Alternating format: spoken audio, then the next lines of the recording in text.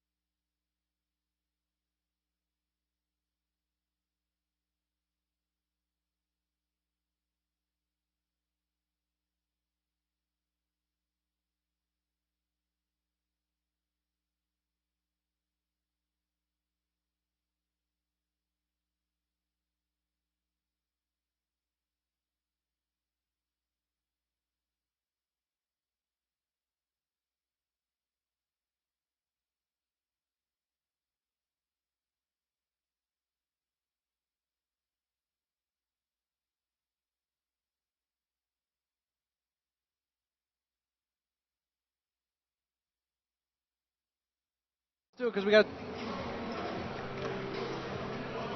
Welcome back inside the Stratus Arena here in Hackensack. FDU getting ready to take on St. Francis of PA. Both teams coming in at 1-2 in the NEC. Both started off the NEC conference schedule with a win and fell to their last two opponents. For FDU, falling to at Wagner and lately on Thursday to Robert Morris to the tune of 34 points. Meanwhile, St. Francis comes into the game 1-13 overall. Their only win came in the conference opener at home to Central Connecticut. They won that 67-60. And I'm Ryan Ulick alongside Joe Nardi, and we are proud to bring you the game 2 of a doubleheader here at the Stratus Arena. Tip-off scheduled in just a few minutes. We'll take a break right after this national anthem. But real quick, let's just talk about St. Francis' inexperience. They have only one player averaging over 10 points per game. He also has the team lead by far with 60 assists. It's all about Umar Shannon, the redshirt junior. The rest of the players, 2 sophomores and 2 freshmen, start for the Red Flash, and you know the starting lineup for FDU. Although it'll be interesting to note who will be that 5th man. Will it be Sekou Harris? Will it be Sidney Sanders Jr.? Will it be Dylan Moody? Yeah, it's kind of a carousel right now at point guard, and one of them needs to step up and earn that playing time to solidify their role, because a lot of what this FDU team does comes off what their point guard does. I know a lot of Keanu Rochford's game does as well. So for Keanu and those guys to have big games and to be able to work the ball around the court, the point guard has to be there helping out. He's got to be the quarterback. They want it to be Sekou Harris. If it's Sidney Sanders or even Dylan Moody, who I don't think will going to start tonight, but if it is Sidney Sanders, then so be it. He has to step up and play his game. Let's jump into some keys of the game here very quickly. First is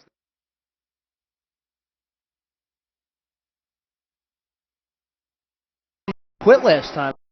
Robert Morris pretty much suffocated him early, and FDU wanted no part of that game for the last 15 to 18 minutes. Guy just gave up, didn't work hard out there, and that was it. Keanu kind of came up to us and made a point to say, listen, we didn't play well last game. It's time to match their intensity and step up a little bit. We got to win this game. They can't keep falling behind in the cellar, because once they dig a hole too big, it's going to be too big to get out of. I mean, both teams have chips on their shoulders as well. St. Francis picked to finish dead last in the NEC preseason. FDU picked to finish 10th out of 12. Not too many people thinking too highly of these two squads, but FDU has a lot more experience. And in that, we are hoping, another key to the game is get to 500 for FDU. Both teams actually have this mantra tonight. FDU really needs to get to 500 after starting NEC play with a solid win at Mount St. Mary's, where Keanu Rochford just went off for a huge double-double. And the last one is Keanu, like I just said. Keanu last week in 3 road games at Longwood, at Mount St. Mary's, and at Wagner, 2 of the 3 coming in conference play. And FDU went 2-1 in that stretch. And meanwhile, NEC Player of the Week candidate Keanu Rochford had over 20 points and 12 rebounds per game, which is a huge impact player for the Knights. And against Robert Morris, he just disappeared. He played solid minutes, as he always does. Played 35 out of possible 40 minutes, Keanu did. But he finished with 13 points, 4 rebounds. Going to definitely hurt the averages. And he needs to really impress upon the game tonight. We can't be talking in this game about who stepped up deep in the bench because this team was behind. We have to be talking about what Melquan Bolden, Lonnie Robinson, and Keanu Rochford did. That's where it starts, and that's where it needs to end tonight. Speaking of hurting their game, and they got to take it over. Speaking of hurting their averages, Lonnie Robinson had 0 points, played the highest minute total of anyone on the team, and usually does so. Greg Petrone loves to play him as much as he possibly can. Lonnie Robinson played 37 minutes, finished with 0 points, 4 rebounds, 7 assists. Really didn't do much of anything, but he was out there. He was a constant body out there and didn't do much of anything. Definitely hurt the averages. His average goes back down to 12 points per game. And some of these players really just can't quit. They can't quit so easily on their team if they're down. And, I mean, they're playing an opponent that they should beat pretty handedly at home. Granted, preseason, not too many people thought too highly of both teams, but at home, in front of your fans, you've been playing great ball. You can't have another Robert Morris in your hands. This is a team that you want to push around. There's a very inexperienced squad here in the all red jerseys of the Red Flash, and you got to push them around. Sidney Sanders will get the start, and otherwise it is the usual starting 5 for Keanu Rochford. Also want to mention that everyone in pregame warm-ups, and here's a shock, Sekou Harris will start the game as well instead of Mustafa Jones. That's kind of a curveball there. And I guess Coach Petrone's saying, here you go, guys. You guys battle it out, see who wants it more. Exactly. I hope it doesn't hurt them because, while Sekou's a great shooter, he is not as good a shooter as Mustafa Jones. So tip-off is here. Rochford, a little too excited, almost kicked it all the way back out to his team bench, but Lonnie Robinson scoops it up, and we are underway here in the Stratus Arena. I wanted to make sure you all know that in pregame warm-ups, everyone was wearing a Sandy Hook armband in honor of the Newtown shooting victims.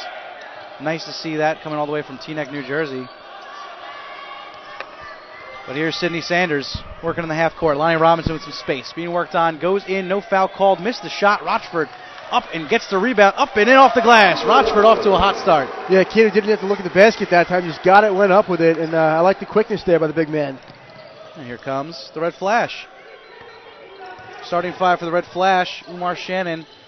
Earl Brown, the sophomore, averaging nearly 8 and 8 on the season. Greg Brown, the freshman guard at Odenton, Maryland.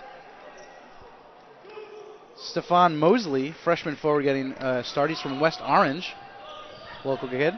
And Stephen Wyatt out of Jersey City, sophomore guard. So very inexperienced, like we said. Everybody thinks that was a backcourt violation. It wasn't, as the refs are taught 3 points. Open look for Mosley. Too strong. Bolden gets way up there and gets that rebound. By 3 points, I mean you're 2 feet in the ball, and all three have to be behind and then come back over. Right.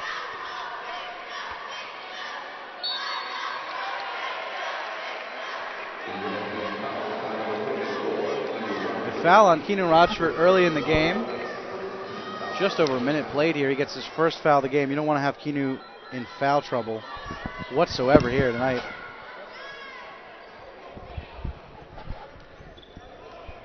But a very interesting look by Shoes going with Sidney Sanders and Sekou.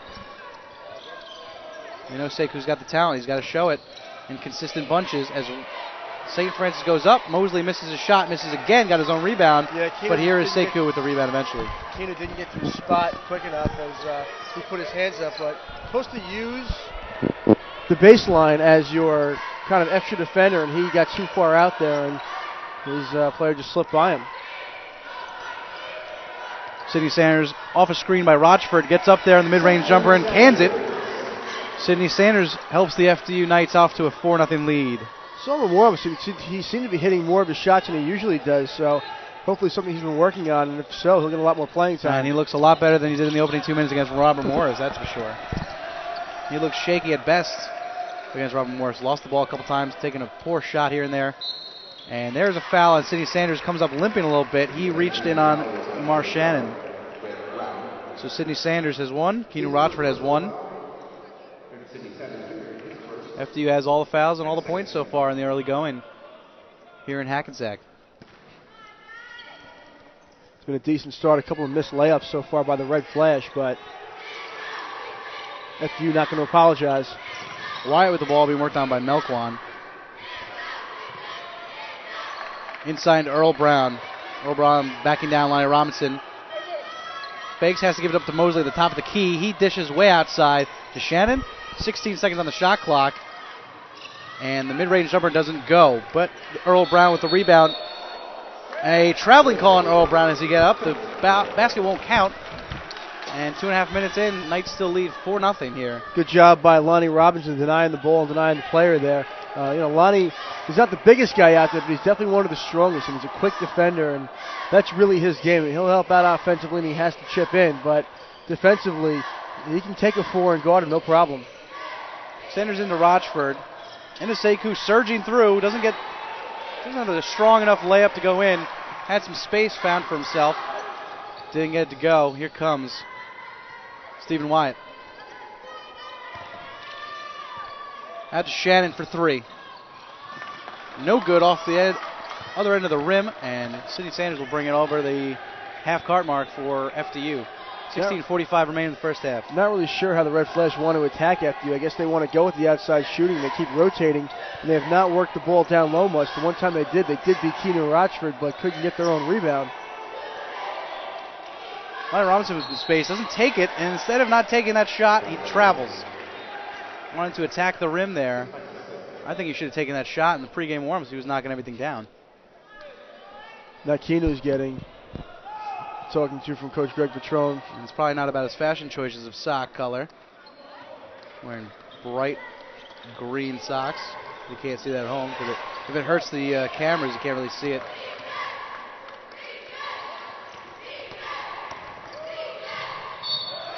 And there is a foul, an offensive foul on St. Francis. Yeah, Keanu takes the charge there and he sprints down the floor. Ball full of energy, that guy. Was walking around here doing laps around the Stratus Arena, just getting everyone pumped up. Couldn't sit down, was high-fiving, talking to fans and stuff. And this was in the beginning of the women's game, too. He was talking about just about everybody. So 4 minutes gone. Lonnie Robbins takes a 3. That's too strong. No good. Rebounded by Mosley. He was too strong in a couple of attempts last game. I guess he's got to slow it down a little bit. Greg Brown checked in for St. Francis recently. Gives the ball off. And no good. St. Francis can hit any of their shots so far. That was Stephen Wyatt with the mid-range jumper. Here's Sekou. In around defenders. Boulding. Lonnie Robinson wide open from the corner 3. Way too strong. Boulding tips the ball up to himself. And I believe they're going to call a foul on Boulding for just overexerting himself there, trying to get the possession. That's a tough foul there, and you can't really punish a kid for playing that hard. But Melquan looked good there, and Lonnie Robinson just completely lost from behind the arc. And with that, that brings us to our first media timeout. 3 fouls, the 3 key players of the Knights right now, but they still lead 4-0, 4.5 minutes gone here on NEC Front Row and FDUnites.com. Don't go anywhere. Are you ready to harness the power of the internet to make your business succeed? Find out how. Attend a free online marketing seminar for local business success. Register at ybseminars.com. Yellow Book 360 is a leading provider of customized marketing tools and services, including local online search, websites, SEM, SEO, direct mail, social media tools, and more. Get what your business needs to succeed. Register at ybseminars.com. That's ybseminars.com. The world has changed, and Fairleigh Dickinson University is doing something about it. The biggest thing FDU has to offer is their global education. Undergrad, master's, doctorate, whatever it is that you're looking for, they have so many different opportunities for so many different interests. We give opportunities for people to change the way they view themselves and their world. It's given me a chance to succeed. They've made my dream come true. I love it. I would choose no other place.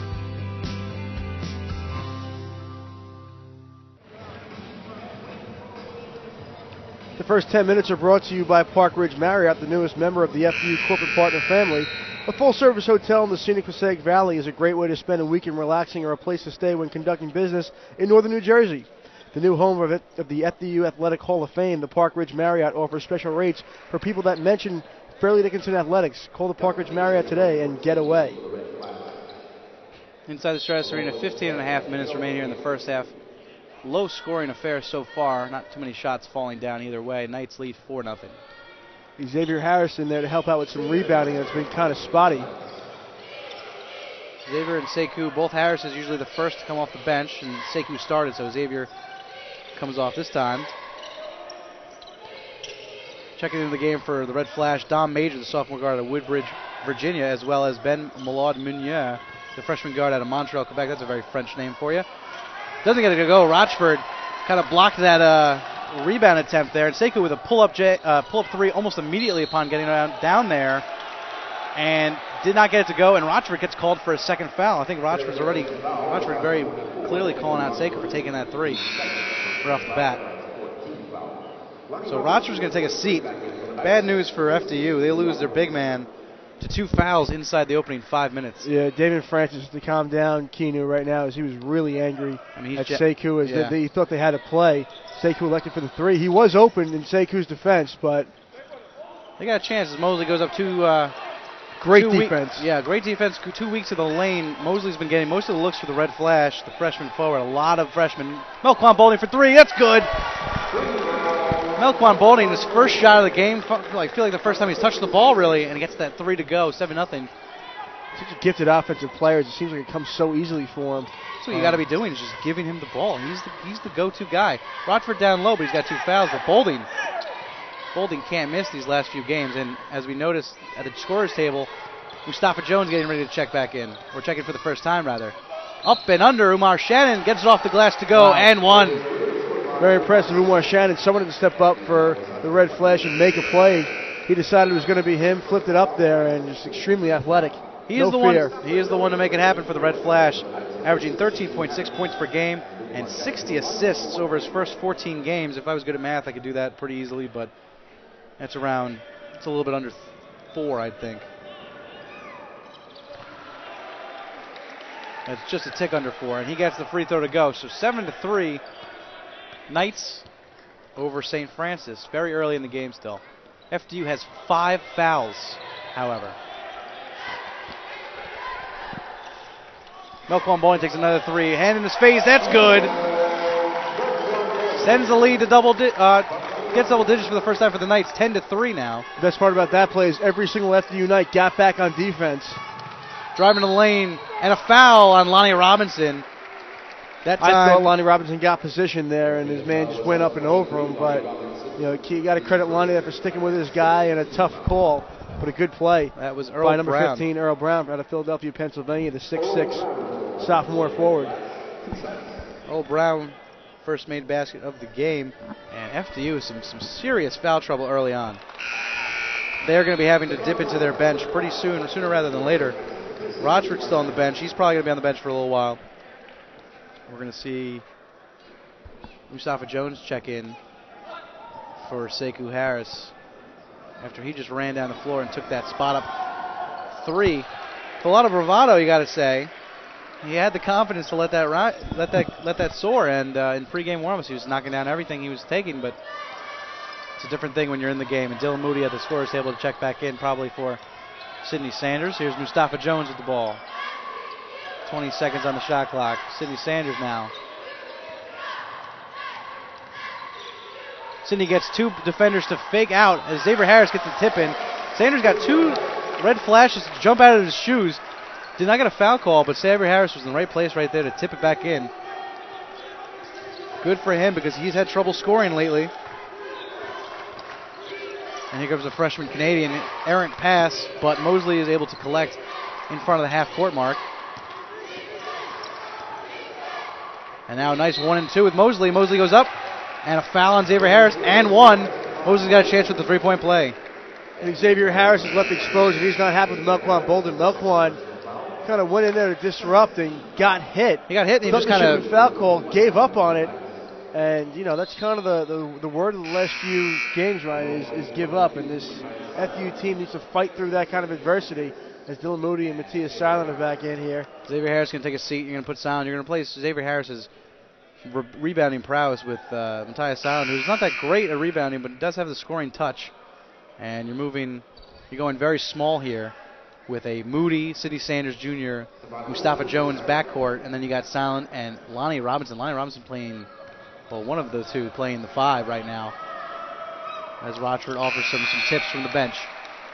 Free throw is good. 3-point play is complete.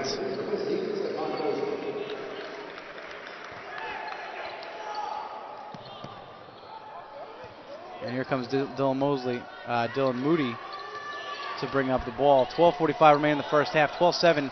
St. Francis is in the bonus. Just a little over 7 minutes into the game. 7 fouls already for the Knights. And some of their key players in some serious foul trouble. Mustafa Jones, one-on-one, 10 seconds on the shot clock. Moody with a hand in his face. Mustafa off to Lonnie Robinson for 3 from the corner. That's good. The shots keep going in, the fouls keep coming, but FDU still maintains an 8-point lead. Sometimes when you shoot, coaches tell you to aim at the front of the rim, or if you're more comfortable at the back bottom part of the rim. I guess Lonnie Robinson kind of changed his approach there, as that one was nothing but net. I think we saw some air balls. Up and in is Earl Brown going, and he gets called for a foul. Yet another foul. It's funny, Greg Matrone is in this game when he starts talking to the referees, because he's yelling at his players a lot, and I think that when he yells at the referees, his players feel like that they're doing their jobs, and he does that when he feels like his guys worked hard. Even if they do commit a foul, that's blatantly obvious. If his guys work hard at it, and he thinks that they, maybe don't deserve it, he'll go after the referees, and it's kind of, saving grace for those guys. Earl Brown in the 1-and-1 now. Geez, just 8 minutes removed from the start of this game, and already 8 fouls called on the Knights. Earl Brown cans both of those free throws. He's got 5 points, and hard to deny that St. Francis is gaining some confidence very fast. You really needed FDU to jump out, get all over the St. Francis Red Flash, and just disrupt their play early and often. That's been the complete opposite of what's actually happened. And Sidney Sanders is not really part of the offensive game plan when it comes to shooting, but offensive, off the ball offensive foul. Number 40, Ronnie Drinnan. You see Matthias Silent rubbing his face. I think he caught an elbow there. And before we go to our timeout, hey Knights fans, FDU Athletics is now on Facebook and Twitter. Hook up with us today and stay on top of all the action concerning FDU Athletics. And with that, that's our second immediate timeout. 11:40 to go in the first half. Your Knights lead 15-9. Don't go anywhere. NEC Front Row and FDUKnights.com.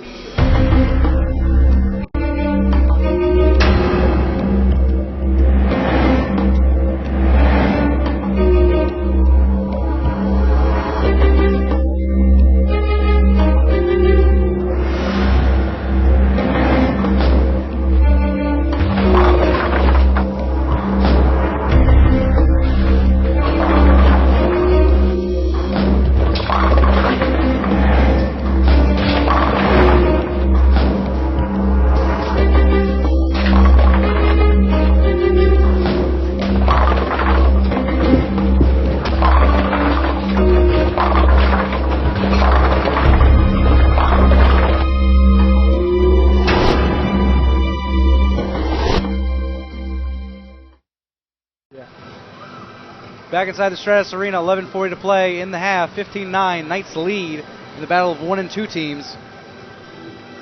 Hey FDU fans, for up-to-the-minute information about Knights Athletics, be sure to log on to www.FDUknights.com, the official website of FDU Athletics with a whole new look and design. The site has all the news, scores, and highlights of your favorite FDU programs, basketball to track and field, bowling and fencing. FDUknights.com gives you the most accurate and up-to-date information, including features about coaches and players. Log on today. Sekou Harris back on as a push is called on Stephon Wyatt. That'll be his first. Sekou Harris obviously not going to the line because there's only 3 fouls called on St. Francis, but Sekou came in for Sidney Sanders Jr., kind of fell out of an offensive rhythm there. He's going to take a seat. So year 5 for the Knights. Sekou Harris, Dylan Moody, Matthias Salin, Lonnie Robinson, and Mustafa Jones, who now has the ball. To Sekou. Yeah, I think that hook shot in the lane by Sidney Sanders kind of... Oh my, what a swat that was by Earl Brown. Got up way high. Read what Sekou Harris was going to do the entire way. Wow, incredible athleticism by Earl Brown, and Sekou kind of walks away shaking his head. Yeah, you know, he came back out for that instant offense that he can score, immediately tries to go for the skyhook against the 6'6" Earl Brown. The sophomore says to the freshman, sit down. And Sekou does. Back out of Sidney Sanders. A little late on his guy there as Drinnan misses the lay-in, and the Knights are going back the other way. Lonnie Robinson wide open from the corner 3. In and out, no good. Silent almost gets a hand on it, but instead it will fall to Milad Migneur. Silent's got to come up with that. Silent, had both hands on the ball. You can't let it get ripped from you. You got to be strong with it. And here's Drinnan at Jamestown, Ohio. Freshman forward. I'm going to be saying a lot of freshmen on this team. Very few seniors, upperclassmen at all. Head coach Rob Krimmel doing a great job at recruiting and playing for the future. Here's Milad. That's good for 3. The Canadian connection from out downtown cuts the lead to 3, 15-12. Ben Milad Migneur has a true old-fashioned French name out of Montreal, the French-speaking capital of Canada.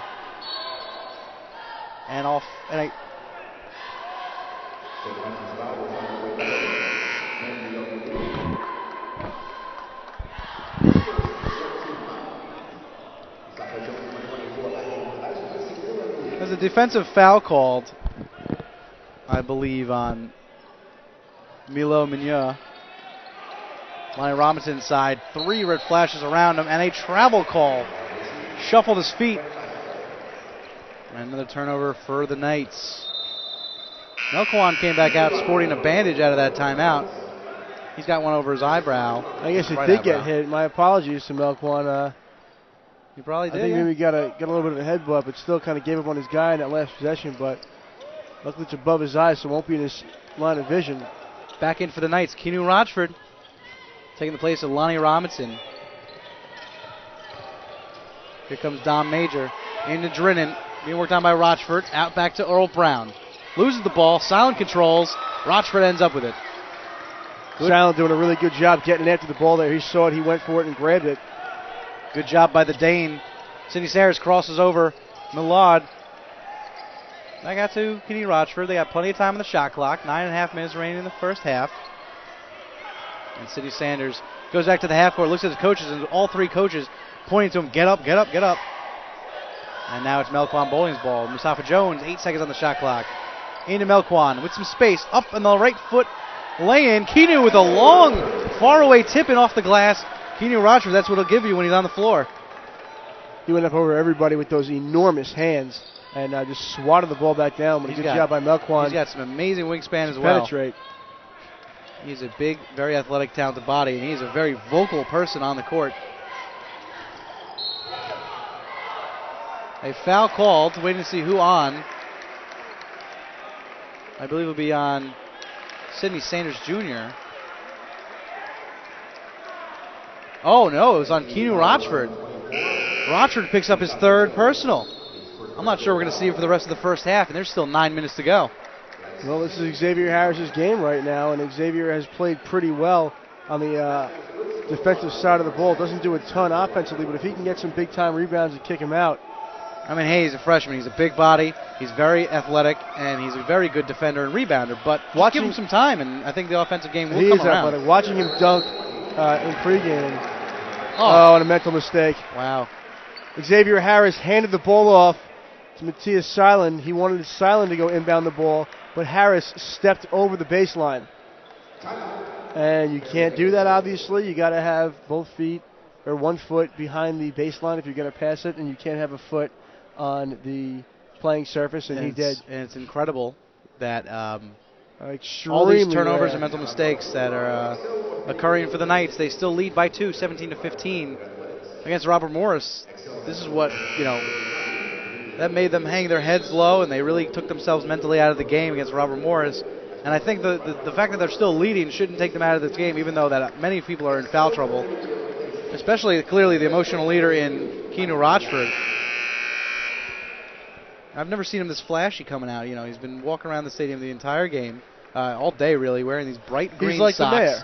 Yeah, exactly. He's the mayor, Foursquare mayor maybe, but he's wearing the bright green socks, and he's just way too energetic right now on the court. And it goes to show. Last touch by Xavier Harris. Drinnan gets a lucky call. Good job. Don't make it easy for him, as that call could have gone either way, but good job by Xavier to get in there.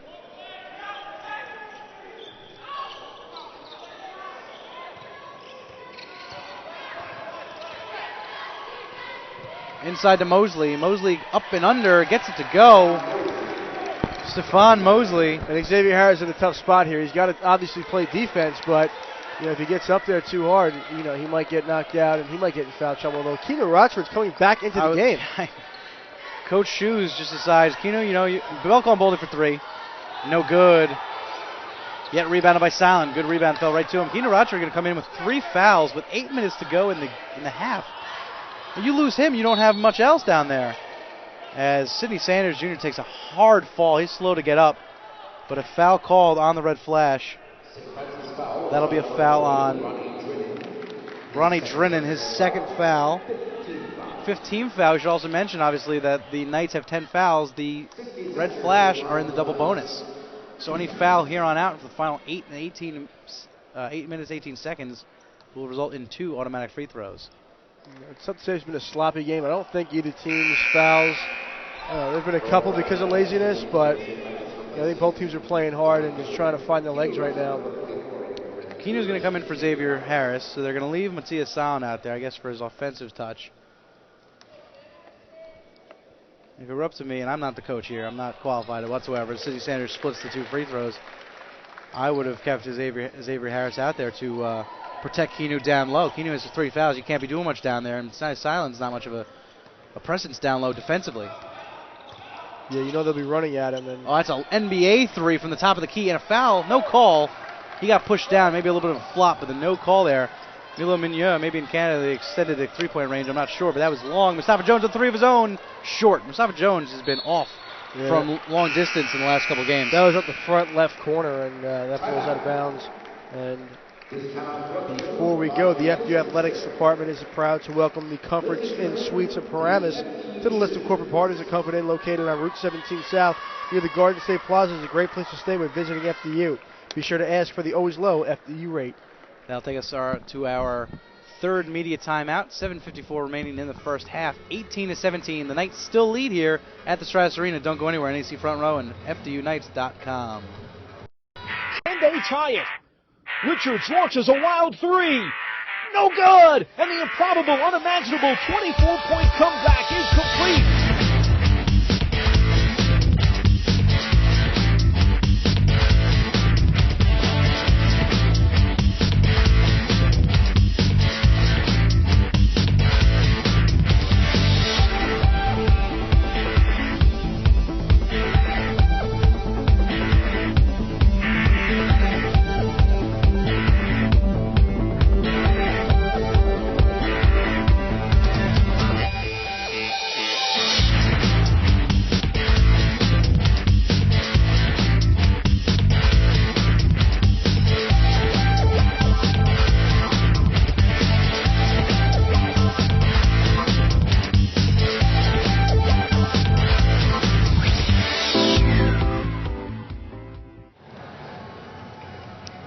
Back here in the Stratus Arena in Hackensack, New Jersey, FDU, the Knights lead 18-17 in a bit of a sloppy first half so far.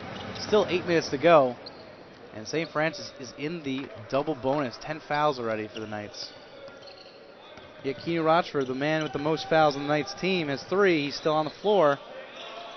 And he's a vital part of both sides of the ball for the Knights. Doesn't go up as strong as he would, but he defends well enough, and he seems to be favoring his left hand. That's his shooting hand. But Boulding came up with the rebound, and the Knights will set in the half court. Same 5 as we're out when we went into the media timeout for both squads. Umar Shannon is in front of Sidney Sanders, doing most of the damage for St. Francis. Keanu Rochford goes up too strong, goes up, gets his own rebound. Melquan eventually ends up with it, misses it too strong of his own. Chance at three-point play, no good. Ball does not go in the hoop, but Melquan Boulding will go to the line to shoot 2. Wow, that looked like somebody put a little shield over the rim, as those guys just couldn't get it to fall. Keanu Rochford made about 3 moves while in the air. Yeah. I mean, he is a spastic player also out there. Highly vocal, highly emotional, spastic, but he's as athletic and long as possibly can be. A huge asset to this Knights team as Melquan. We always say it's just no fun to play against. No. Especially even when he has 3 fouls and he's barely playing against you. He's not even like hopping up. He just has his hands up. He's so long that his, defense in and of itself. As Seku's about to check back in for the Knights. Melquan splits his free throws, 1 and 2. The lead. Neither one looked all that promising, to be honest with you. Yeah. 19-17 your score here. Knights leading. Umar Shannon doing most of the damage this season for the Red Flash. Has only 2 points. Has been pretty quiet so far. Milo Migneux goes in a nice baseline dish out to to Dom Major for 3. And that'll take the first lead for St. Francis, a 1-point lead, 20-19. Melquan gets a bit of an elbow in the chest for Milo Migneux. Wow, I thought they called that on Melquan as he kind of came down and pushed off a little bit. I thought so too. And that'll put the Knights into the bonus. That's their 7th team foul. So Melquan will shoot 1 and 1. Sidney Sanders Jr. will take a seat. So will Mustafa Jones. That means more Dylan Moody and Sekou Harris out for the Knights. This is not a 5 as Melquan misses the first of 2. This is the first of the 1 and 1. So he doesn't get another chance. And here comes Earl Brown. Brown dishes off to Milo Migneux. Immediately takes in a 3 with 25 seconds on the shot clock. Misses. Rochford up for the rebound. Don't matter about the fouls. He'll still get up there. Oh, yeah. Melquan, with the Canadian in his face, dishes into Rochford. Backing down And out to Bolding. Great idea by Keanu Rochford. Yeah. I love how he backed him down, drew almost 3 players, but one just got a finger on it. But a smart play by Keanu. And that'll be His 4th. an off-the-ball foul on Keanu Rochford, his 4th. That is absolutely huge for the Knights. And he is clearly upset. So is the coaching staff. They don't have anything to say to him right now. Yeah, he tried to throw a screen, and he's a big man, so when you screen smaller players out of top like that, they're going to fly off you.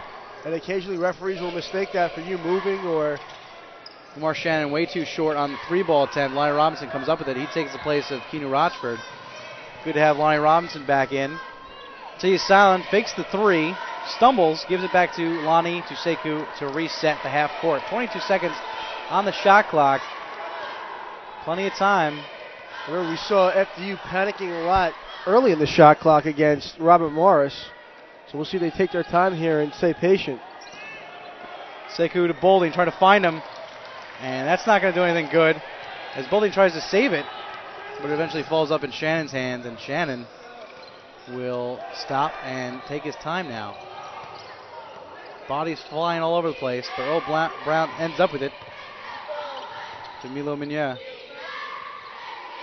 Back inside to Brown. Brown being worked on by the Dane, San. Up and under the right side, too strong, and eventually it falls to Dylan Moody after a series of tips. Suga Harris stops at the top of the 3. Doesn't take the shot.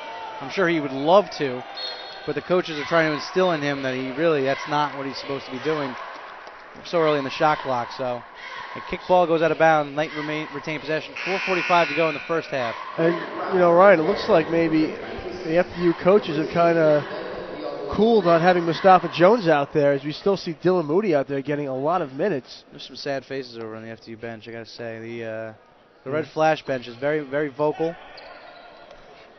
Spirit's still high. They got the 1-point lead. And FDU's struggling right now. Foul trouble, shots not going down, mental mistakes, turnovers. Nice inside pass going from Sekou to try to find Bolding on the baseline. Last touch by Earl Brown. Yeah, that little cut by Melquan Bolding on the baseline works more often than not, and it just got kicked away there. So 17 seconds will be on the shot clock when we resume play here. The pass out to Lonnie Robinson with Mosley in his face. Drives in. The floater on the right side, no good. And last touched again by a red flash and a reset shot clock as that hit rim. FDU has to get some points out of this possession here. You don't want to see all these good rebounds and these good quick plays go to waste. New shot clock. Dylan Moody going to run the point. Up top with Shannon in his face to Robinson.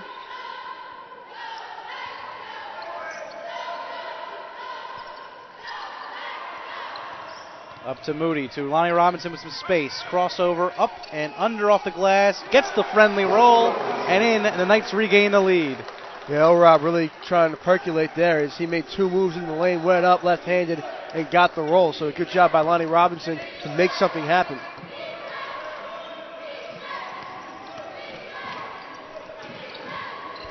Here's St. Francis' Dom Major. Oh, a foul on Matias Silent. I don't see any whatsoever foul.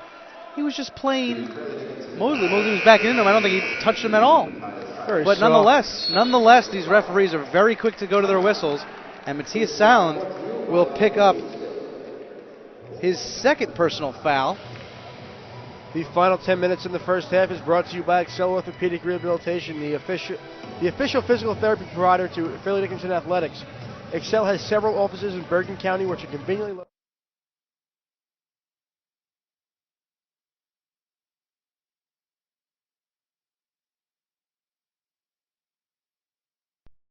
NCAA TV and marketing rights fees. Where does the money go? Long answer, 96% of the revenue is used to fund 88 championships and support 1,055 member colleges and universities, who together provide $2 billion annually in financial aid to more than 400,000 student athletes so they can compete and learn. Short answer, we put our money where our mission is.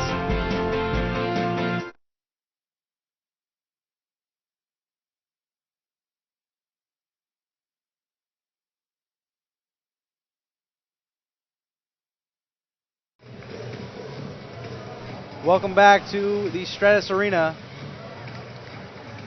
in Hackensack, New Jersey. The Knights lead 21-20. 3:50 to go in this first half. This sloppy, foul, troubled half.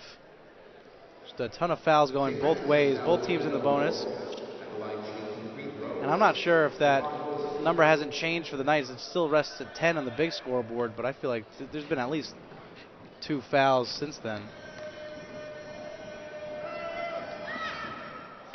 Mosley hits the first free throw of the 1-and-1, the double, the double bonus. So Mosley hits the first. Mustafa Jones going to come back in for Dylan Moody.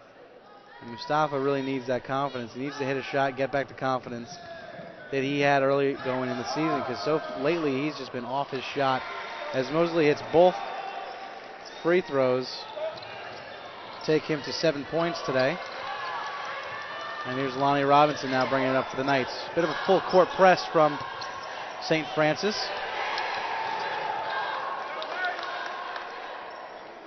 St. Francis bench looking for a foul just there. But for once, the referees hold their whistles. And 13 seconds on the shot clock. Mustafa Jones inside to Boulding. Boulding charging, left-footed, left side of the rim. Does not get it to go. Boulding hasn't gotten his scoring touch really getting going inside the paint today. And the Red Flash, they have a chance here to extend their lead. In comes Greg Brown inside to Mosley, and Mosley, uncontested really, just goes up with the right hand and lays it in. Good little switch though there by Melquan Boulding and Lonnie Robinson. I mean, Melquan should have done his guy inside early, but solid wide open mid-range jumper, he hits it. It's one of those pregame shots that everyone was making. That's one of those pregame shots that everyone was making, and nobody seems to be taking in game. Everyone's always trying to do too much in game. That's one of those where you just pull up and pop. So good for Matthias Sound.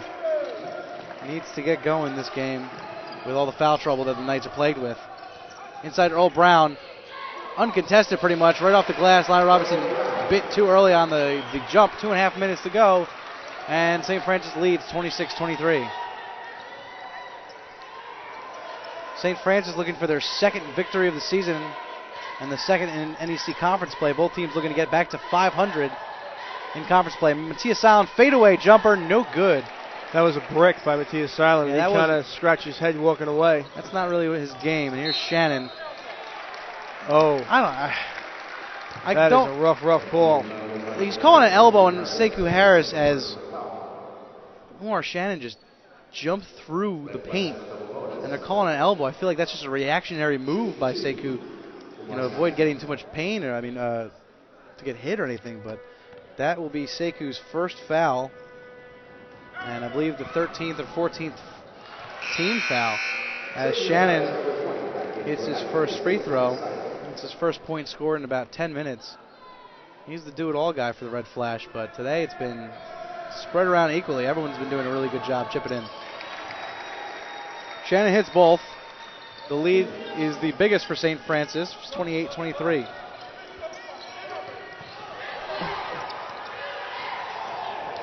High tempo, full court press. Mustafa Jones wide open from 3. Should hit this, he does. A good make by Mustafa Jones, wide open for 3 to cut the lead to 2. Mustafa needed it not just for his team but for himself. He's been ice cold lately. Let's see if he can pick it up now. And if he can get back in here, that's a great weapon for FDU. It's one of the most important parts of their offense. And there's Shannon with a long mid-range jumper, and Sekou Harris runs right into him, knocks him down. Shannon would have missed that jumper, but instead gets to go to the line for 2. That's Sekou Harris' third personal foul, and Dylan Moody is going to check back in almost immediately.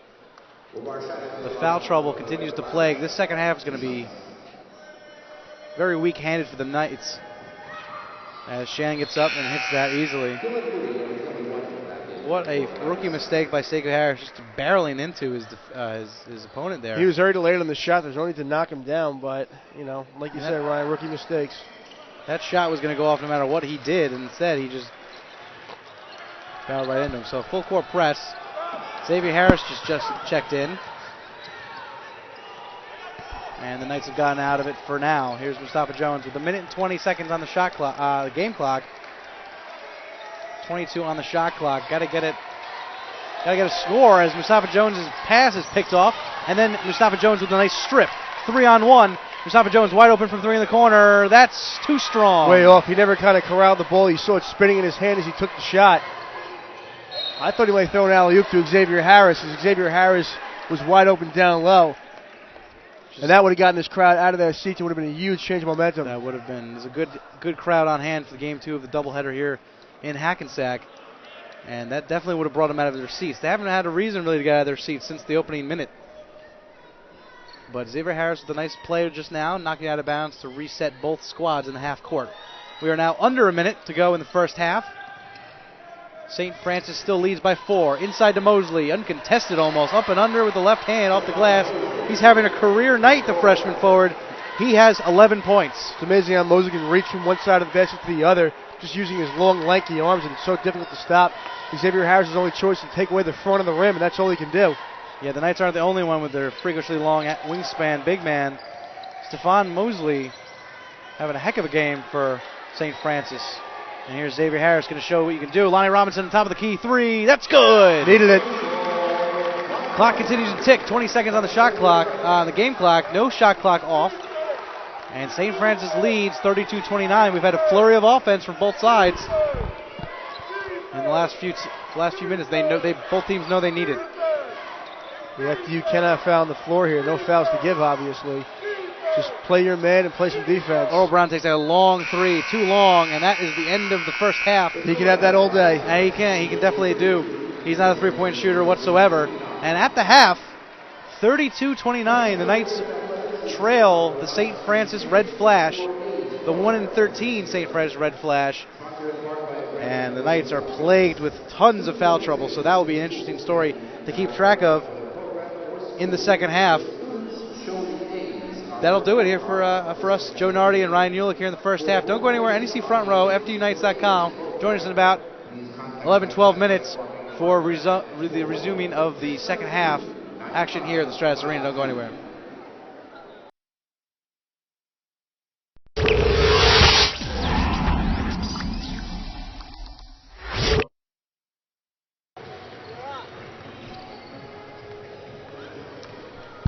Welcome back inside the Stratus Arena for second half of action here.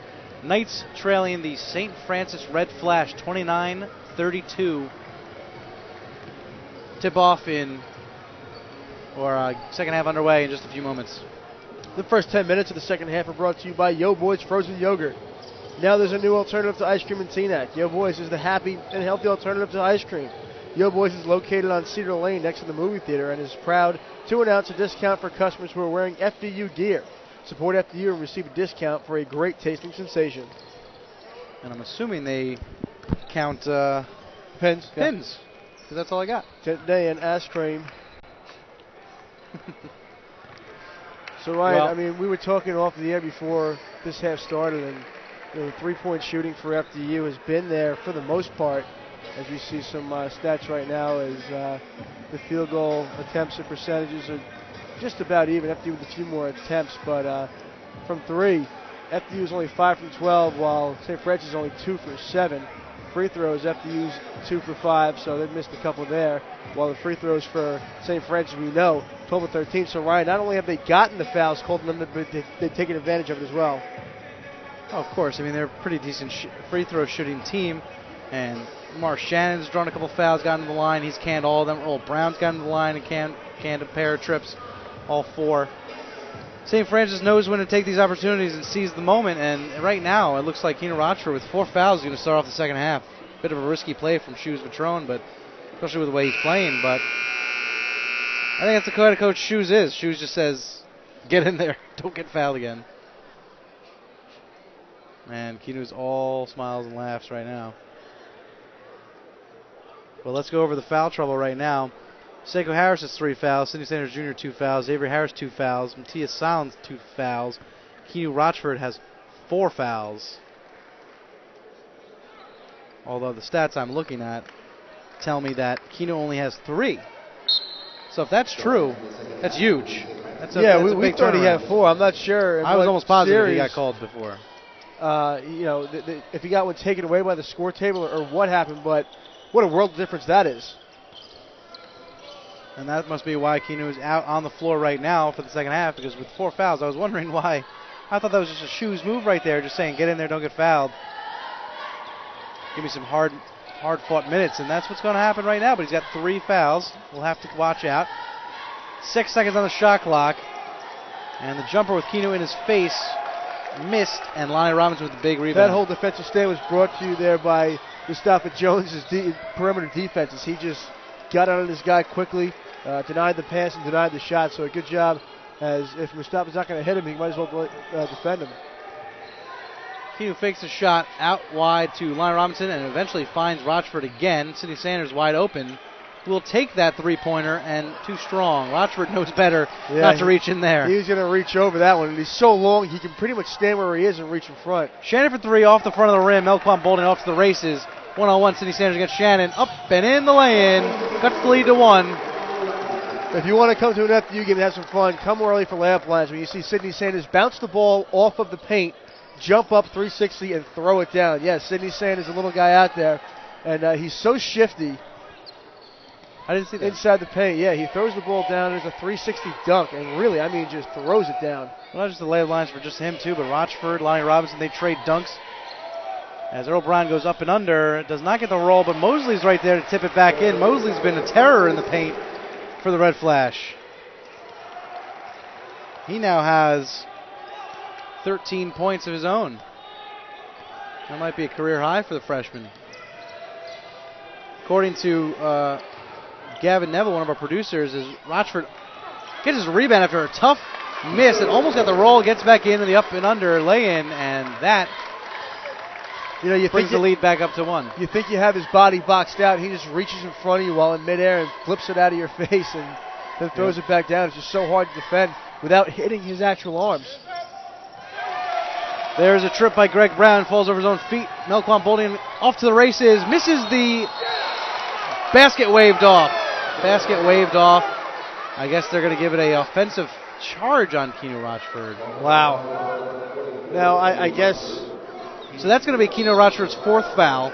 Shoes Patron is livid on the sidelines, and Rochford has to sit down. I guess Stephon Mosley was out of the semicircle. I don't know how.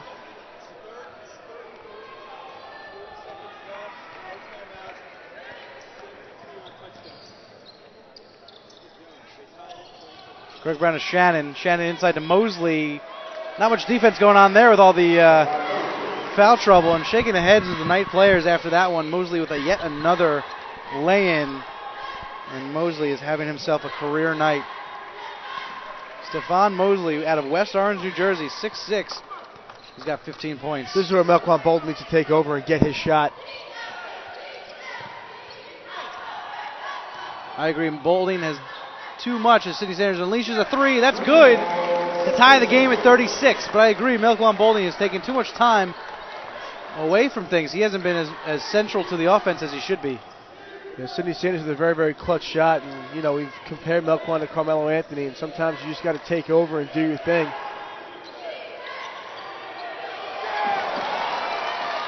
A nice defensive stand there by the Knights. And here comes Lonnie Robinson out to Melquan Bolden, corner 3. That's no good. Too strong. Xavier Harris gets the rebound, and the dunk, one-handed jam. That'll get some crowd on their feet. Another just terrific dunker. Not to mention dunker. The FDU bench. Another terrific dunker, Xavier Harris. He just threw that one down. Tried to make a move, thought about an interior pass, but he took it, used his pivot foot wisely, and an experienced play by a young man. He's got the height and the athleticism to do those kind of things. He hasn't got really his... And a foul call on Lonnie Robinson as Earl Brown doesn't get the basket to go. Just kind of went over the rim and over the other side. But Lonnie Robinson picks up a foul, his 2nd personal. And that'll be 2 fouls on the Knights through the first 4 minutes.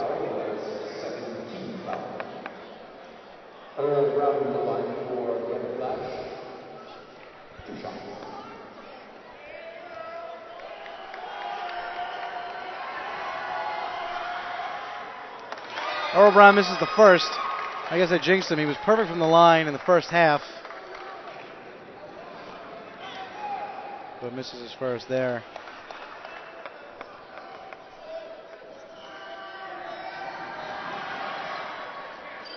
Second one is in, splits the free throws.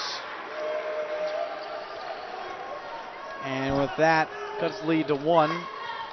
So the Knights retake the lead here in the second half, 38-37.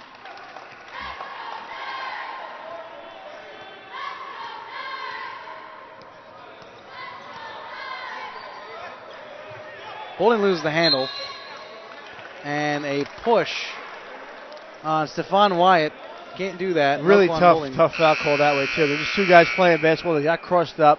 They made a little contact. They got off each other. Yeah, as opposed to the women's game. That should be the end of it. As opposed to the women's game where they let the players play. This men's game, they're calling every and any little contact. Not letting them play a lot at all. So with that, that'll take us to our second timeout, media timeout.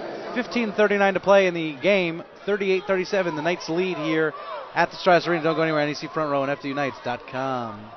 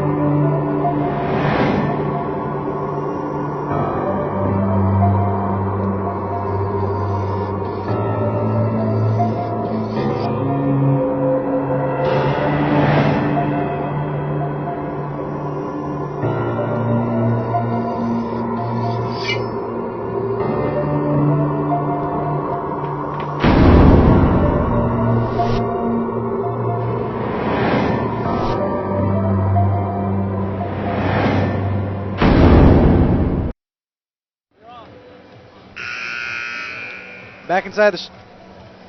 Take it away, Joe. Napoli Pizza is the new official pizzeria of FDU Athletics, located at 450 Hackensack Avenue in the Home Depot Plaza. Napoli Pizza is classic pizza and also offers a full menu of outstanding food at a reasonable price. Whether it's dining in or taking out, go to Napoli Pizza today. They also have some decent sandwiches as well. Not bad.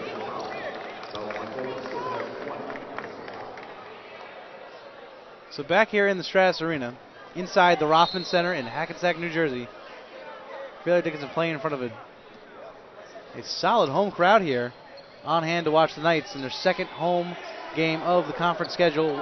Both teams sitting at 1 and 2. Here's Xavier Harris backing down. Nice move and shimmy. Does not get it to go. He's been plagued by those unlucky bounces around the rim. Nothing to go. And here's Mosley. Mosley inside. Nice look to Shannon. Up and under, and a very nice finish from Umar Shannon, the redshirt junior out of Atlantic City. What is it with FDU forwards and the men's and women's team just not being able to hit any kind of shot unless it's a layup? They can't seem to fade away, and they can't jump away from the basket and make a shot. Obviously, you don't want to jump away from the basket, but at least times, the men's, you got to make it. At least the men's teams can shoot from three, although they've been very inconsistent today and on Thursday. Here's Sidney Sanders, fakes the three, drives inside. Delia Robinson wide open for three. That's good! Regains the lead, takes a 2-point lead, 41-39 Knights. Yeah, Lonnie Robinson's feeling it now after one of the worst shots he's ever taken in his career, where he had nobody on his side of the floor, put it up, and it was an air ball. He's found his stroke, and he has not missed since then, I believe. Offensive foul call on the red flash. That foul's on Dom Major, the sophomore guard. And Greg Brown, who started the half in the starting five, will be replaced. As Balding misses his shot, gets his own rebound, goes up, gets the contact, does not get the basket, but will go to the line to shoot two. That's the extra effort that Melquan Bolden needs, not giving up on a play after, it doesn't go his way. He just jumps up, rips the ball down, and goes back up. Got hit, so couldn't finish, but got to hit these now.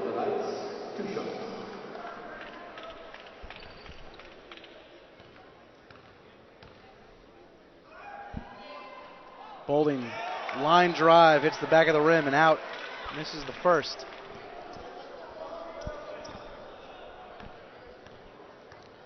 Boulding 1 for 4 from the line tonight, now 2 for 5 after he splits his latest free throws. Coming down the court, Umar Shannon.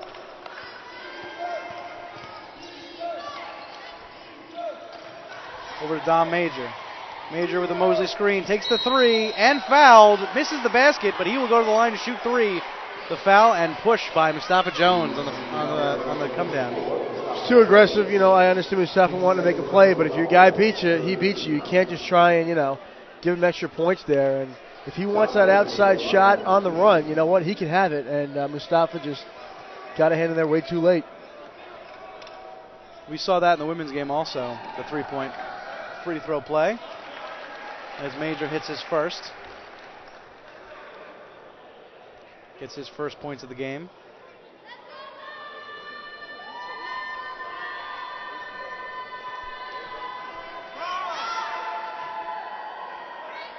The second is no good, so splitting the first two.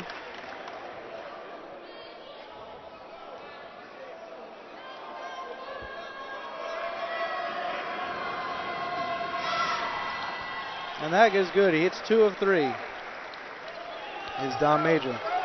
And here come the Knights. Sidney Sanders Jr.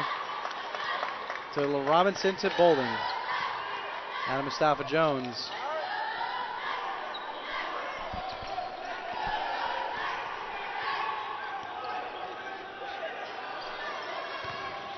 Robinson driving hard in on Earl Brown. Does not get the lay-in to go. A lot of contact. Nothing called. But the Knights missed an opportunity to extend their lead. They still have that 1-point lead. 13 and a half minutes to go in the game. 42-41. Here comes the red flash. Nice turnaround and lay-in over Xavier Harris for Earl Brown. Earl Brown's been pretty quiet since the early going of the game. And now back with another 2 points. Three take the lead, 43-42. It's a really good job by St. Francis. FDU tries to keep pulling away a little bit, and St. Francis makes a move to do something. Now they have the lead back, but FDU trying to close that separation, and St. Francis won't let them go.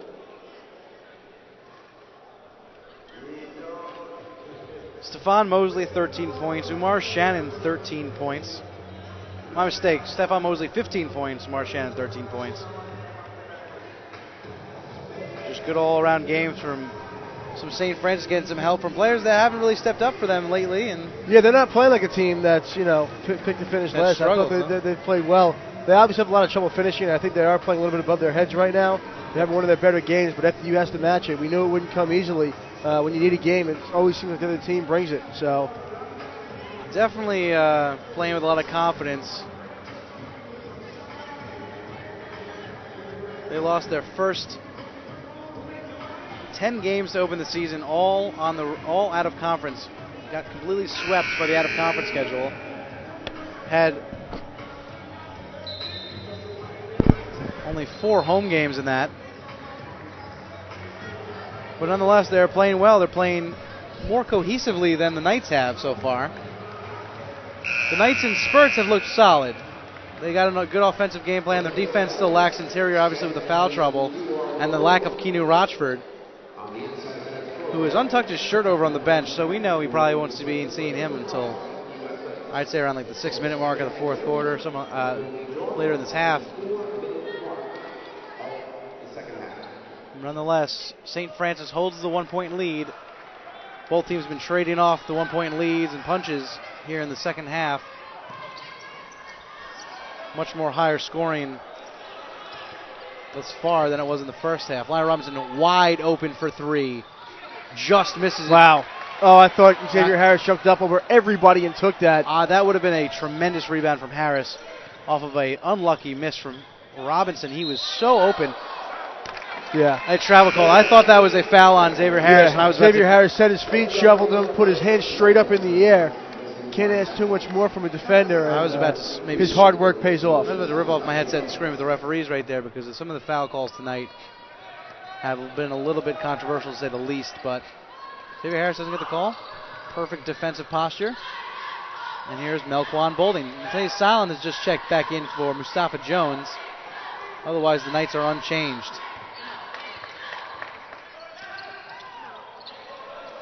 Melquan Boulding with Tom Major in his face. Now 2 red flash in his face. Salin open for 3. He will take it. That's good. pumps his fist after the made three, and the Knights take a 2-point lead. That's Matthias' silent game right there. He's a long shooter, and you know the European big men know how to shoot. They're taught very early. And if he's open, he gets his looks, he can knock him down. Dom Major with a three of his own, completely uncontested. Earl Brown goes up with the uncontested rebound and goes up with the lay-in, as easy as can be for the Red Flash. There's a three attempt very quickly into the shot clock by Melquan Boulding. And here comes Wyatt. Stephon Wyatt just surged through three defenders, and not a single Knight really tried to even contest that. Even Melquan Boulding, who has only one foul, Lonnie Robinson has two. Could have at least challenged him, but nonetheless. You know, Melquan Boulding misses an open three. Lonnie Robinson does as well. So if these guys are going to go ice cold, someone's going to step up and help. And sometimes these guys just, the effort and energy just disappears. When they're hitting their shots, they're all energy. They're high energy. But when they're missing their shots, things aren't going their way. They look defeated. And Matthias Sal with a great feed in and one. And the foul. Xavier Harris finds Matthias Sal streaking inside, gets the foul. He'll go to the line to complete the three-point play. That'll bring us to our second media timeout. 11:21 to go in the game. All knotted up at 47 apiece. Matthias Sal about to come back when we get back from this break to break the deadlock at 47. NEC Front Row and FDUnites.com. Don't go anywhere.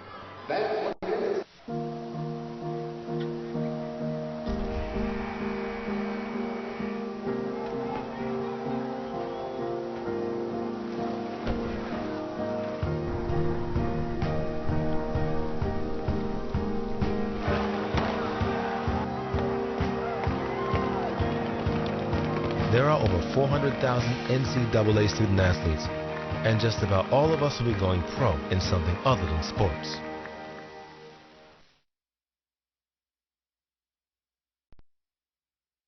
Let me get this straight. The big trout then screamed at you, and the horse you rode in on. Well, that was inappropriate behavior. Then the cowboy made a comment about you and a side of rice pilaf. Bring it in. College athletics has many traditions, but bad sportsmanship isn't one of them. Respect, it's the name of the game.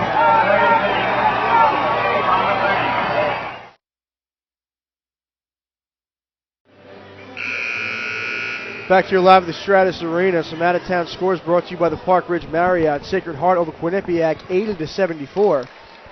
Bryant took care of Central Connecticut, 69-62. St. Francis Brooklyn beat up on Wagner today, 71-52. Wow. And LI Brooklyn took care of Mount St. Mary's, 86-72. So that means Wagner was 2-0 coming into this game. Now falls to 2-1. Bryant, I believe, moves to 3-0. Picked to finish, I think, third. Maybe I'm wrong. Maybe Bryant was picked second, sixth, and Wagner was supposed to be third. But nonetheless, Matthias Sound breaks the deadlock at 47. So 48-47 completes the three-point play. And now the FDU Knights employing the full court press. We have very rarely ever seen this from them. It's something new, and a timeout's going to be called by Rob Krimmel, the head coach of St. Francis, and a good job by FDU. Yeah, something that hasn't been thrown at them, so obviously Rob Krimmel wants to take a timeout because I can't imagine they watched any film of that or practiced any of that, but a good little wrinkle there by FDU. They had the fast guys to do it. And as it stands right now, the Red Flash, with 4 of their starting 5 on the floor, the Knights only have 2 of their 5, Sidney Sanders Jr. and Lonnie Robinson. While Melquan takes a breather, Keenan Rochford is sitting on the bench with 4 fouls, and Sekou Harris hasn't seen the light of day. Right about the time when he took that pull-up 3 with 2 seconds off the shot clock. But Dylan Moody will check back in. I think he'll take Melquan's spot. So Lonnie Robinson, Xavier Harris, Matisse Saland, Sidney Sanders, and Dylan Moody in for the Knights. One thing that stands out to me right now is the turnover to assist ratio for the Knights. Usually more turnovers than assists by far. Right now, 10 assists to 7 turnovers. Very, very unlike the Knights usually, but very good as well. Dom Major for 3. That's a very tough shot. He makes it. Yeah, what a shot by Dom Robinson Major. Couldn't believe that one. And he almost fell into to Major. Luckily he didn't. Yeah, Dom Major standing at 5'9", falling away with Lonnie Robinson in his face. Hits that toughest of shots. regains the lead. Now have a 2-point lead, 50-48 in 10.5 minutes. It looks like Keenan Rochford's going to go over the scorer's table. Looks like he's going to be checking back in. Moody to silence. Song gets his pass tipped, and a foul called on, I believe that is Stephon Mosley, and off the ball foul. Nice to see some of the red flash getting called for some of his off these ball fouls as well, as that foul was on Xavier Harris. Xavier Harris is going to take a seat. Keenan Rochford, the man with the 4 fouls, and the best Knights player right now is 6 points, 9 rebounds already, and a steal to his name. He's been aching to get back into this game. He's going to bring the energy and the emotion right now. Yeah, hopefully he can control it, though, and it's calculated. Lonnie Robinson passed up an open 3. And now inside to Rochford. Back out to Robinson with a hand in his face. Now to Moody. 25 seconds. They're acting like the shot clock was at 5. The shot clock's actually at 25. They're moving so fast. Keenan Rochford takes a mid-range jumper that hits both sides of the rim and out. Unlucky bounce for Rochford. Yeah, he missed a couple of those during warm-ups, too. And yeah, so much. Dom Majors takes the 3. Oh, same as Keenan Rochford. In and out. As unlucky as you can be. Dom Major feeling the confidence. Sidestep 2 defenders right in between them. Got the shot off, and here we are, 50-48, still under 10 minutes to play now. And Melquan Bowling getting ready to check back in for the Knights.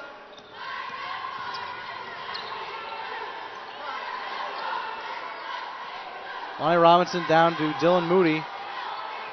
And they want to give it to Rochford, but they can't find an opening. 6 seconds on the shot clock. To Rochford with 4 on the shot clock. To Robinson, 2 on the shot clock. Up and in, and the foul! He'll go to the line to shoot a free throw and complete the 3-point play. But as it stands right now, 50-50, we are all knotted up in the Stratus Arena. Seemed to be a bit of confusion. Refused Rochford, and Lonnie Robinson couldn't decide who wanted to take it. And Lonnie Robinson eventually went up with 2 seconds on the shot clock, got fouled, and the basket. The final 10 minutes of the game are brought to you by Janny, the trusted advisors for generations. And Lonnie Robinson, like Melquan Boulding before him earlier in the game, misses the chance at the 3-point play. So the game stays at 50 apiece. 9 minutes to go in the game. St. Francis with 5 fouls to their name. As Earl Brown goes up for a dunk, and he's swatted away by Lonnie Robinson. Here comes Melquan Boulding. Crossover, up, dishes to Rochford. And a blocking foul on Ronnie Drinnan. That'll be his 3rd foul in very limited minutes. Comes in, gets fouled pretty quickly. Umar Shannon will check back in for Ben Milieu. He looks like he's limping. Yeah, I mean, he's maybe limping or exhausted. Didn't play for the first 10 minutes of this half. Came in, immediately takes a seat. As Matthias Silent. It gets tipped by Shannon, so the referees don't call it a backcourt. That's a horrible call. Yeah, Shannon was surprised. The circus shot doesn't get to go, but Lonnie Robinson's going to go to the line and shoot 2. Foul on Earl Brown, his 3rd personal. Matthias Silent, he hit his hand 2 or 3 times before it got knocked back. That was very clearly tipped off Silent's hand. I don't know what the referee saw. Silent just... And the ref has to go explain himself. He's wrong. Well, gambling is legal in New Jersey now. So, well, Robinson at the line to shoot 2. Knights miss another gimme free throw. As Xavier Harris going to check back in for Matthias Silent. Meanwhile, Rochford was off the court, all the way on the other side of the court. He was off the court and has just moseyed on in as Lonnie Robinson makes 1 of 2. So it breaks the deadlock, 51-50, the Knights lead on the latest change in leads. And they're now employing the full court press on Shannon. Shannon gives it up to Wyatt. Wyatt wide open in the corners. Dom Majors doesn't take a shot. He's going to send it way all the way back cross court to Umar Shannon with 20 seconds on the shot clock.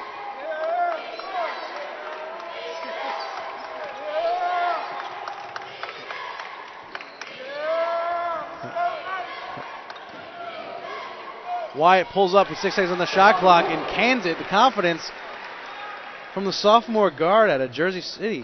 The one dribble and shooters. I mean, FDU defenders are getting out of their guys, but all it takes is one dribble to shake them off.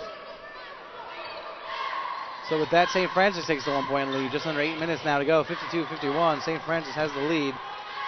Sidney Sanders Jr. with the ball and Wyatt in his face. going left-handed in the paint, gets stripped from behind, but last touched by a Red Flash player.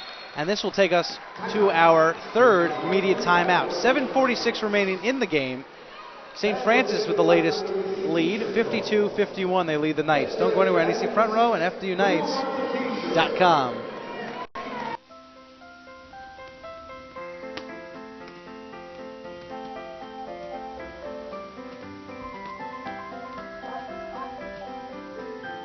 The NCAA and DonorsChoose.org are working together to put academic and athletic supplies back into our schools. And you can join the NCAA in supporting the needs of teachers' projects. From athletics to academics, find out how you can help future student athletes at ncaa.org/fundthefuture.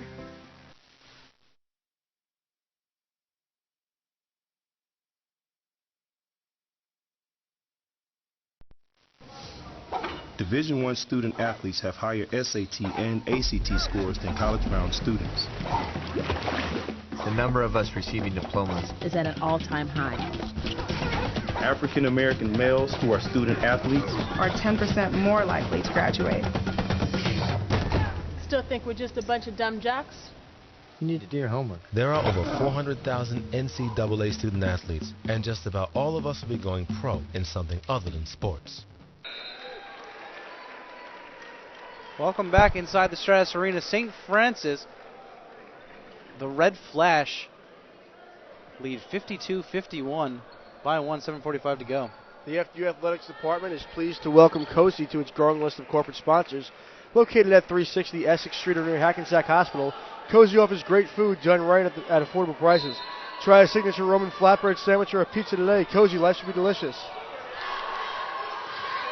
Rochford with the ball and dribbling, gives it inside to Lonnie Robinson.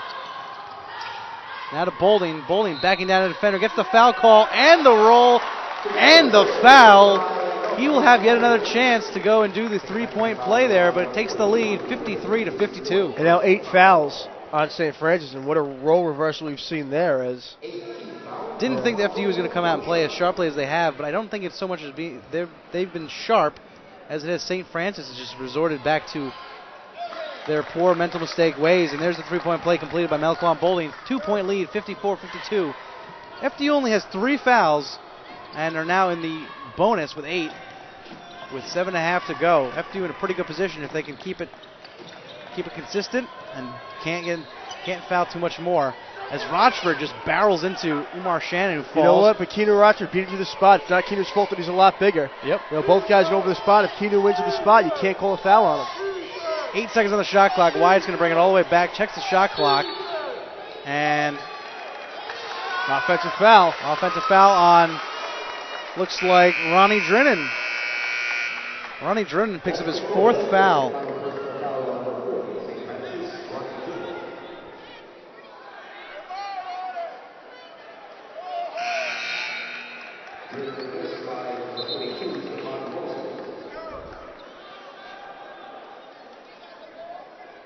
Actually, I think Ronnie Drennan just fouled out of the game. I believe he did. I believe he's played about 7 or 8 minutes, and he just fouled out. So loss of size for the Red Flash. 7 minutes exactly to go. 9 fouls now. 1 more puts them in the double bonus. That would be the Knights I'm talking about.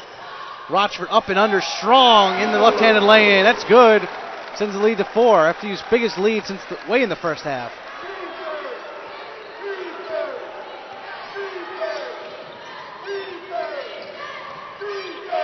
Dom Major takes a long 2 and is fouled hard by Melquan Boulding. Again, another 3-point foul. That was a 2. It's a long 2. It's a long 2 they're going to call it? Okay. Yes, but yes. Still, no reason to just run into somebody. Jump into a guy, run across him, and put your arms into his arms and knock him down. Especially guys who, all of a sudden, once they get tapped when they're in the air, just come down like a pile of rocks. It's, the refs are falling for it every time. Yep.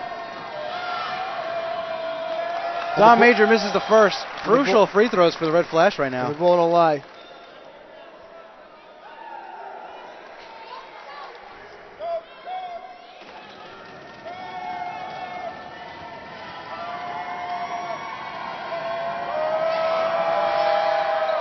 Major is able to hit one of the two at least, and cuts the lead to 3. 56-53, 6:35 to go in the game. And here's Sidney Sanders right back into Rochford. Right back out to Sidney Sanders, right back into Rochford.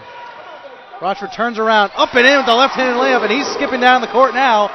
Extends the lead to 5, and Rochford's on fire. Has his whole hand around the ball and just snaps it forward, and he reaches back with his hand and shoots it. There's nothing you can do. Keenan Rochford just tallied his 8th double-double of the season, now with 10 points, 10 rebounds. Great steal on Melquan Bolden. And Melquan Bolden. So focused right now. Oh, yeah. He had Xavier Harris on an alley-oop. Melquan, wide open mid-range jumper. Got to take that, too short. But Rochford gets the rebound. And Xavier Harris too weak again. Xavier Harris consistently goes up. He's so tall he can get right up to the rim, but somehow just doesn't push it enough to get it in. Yeah. Always hits the front of the rim, I notice. I think he expects the dunk, and then just when he doesn't really have his legs behind him to shoot, he lets it go. He's not as sure. You know, the confidence isn't there in his shot, his offensive game. He can dunk. He almost loses himself on the court sometimes. I think he thinks he's a lot closer to the basket than he is when he turns around. But that'll come with experience. Right back into Rochford, and he fires one of those missile cross-court passes with left hand. And a shove puts him in a double bonus. That one committed by Dom Major, who had a pretty good first half, and so far this half has committed a couple fouls and missed already a crucial free throw. So that'll put them in the double bonus. Melquan Bolden will go to the line, one of the night's best free throw shooters, and he'll get a shot. In the first half, the Melquan hits the first. The Red Flash were 15 of 18 in the first half in free throws, and they made 83% of them. And in the second half, they've gotten to the line just once, and they've split it 1 and 2. It just goes to show the turnaround for the two teams. Melquan Bolden hits both. Yeah, this game was really back and forth, just kind of answers and answers. And now FDU has really started to pull away. And if they can get a few more stops and scores, they can sit on the ball for about 5 more minutes. Oh, what a nice swap by Sidney Sanders Jr. Gets up and blocks Umar Shannon's three-point attempt. Smallest guy on the floor, and as he walked away, Sidney Sanders kind of looked at him, and he didn't look back at Sidney Sanders. He wanted no part of that.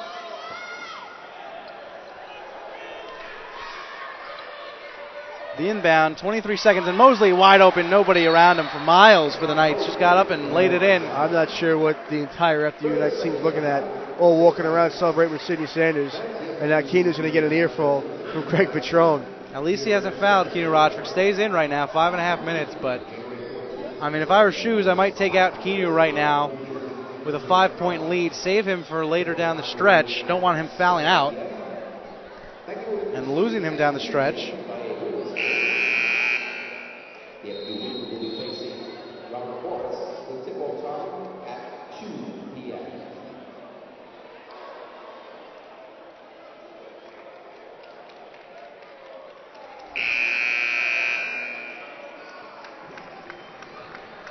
30-second timeout. Both teams will come back out.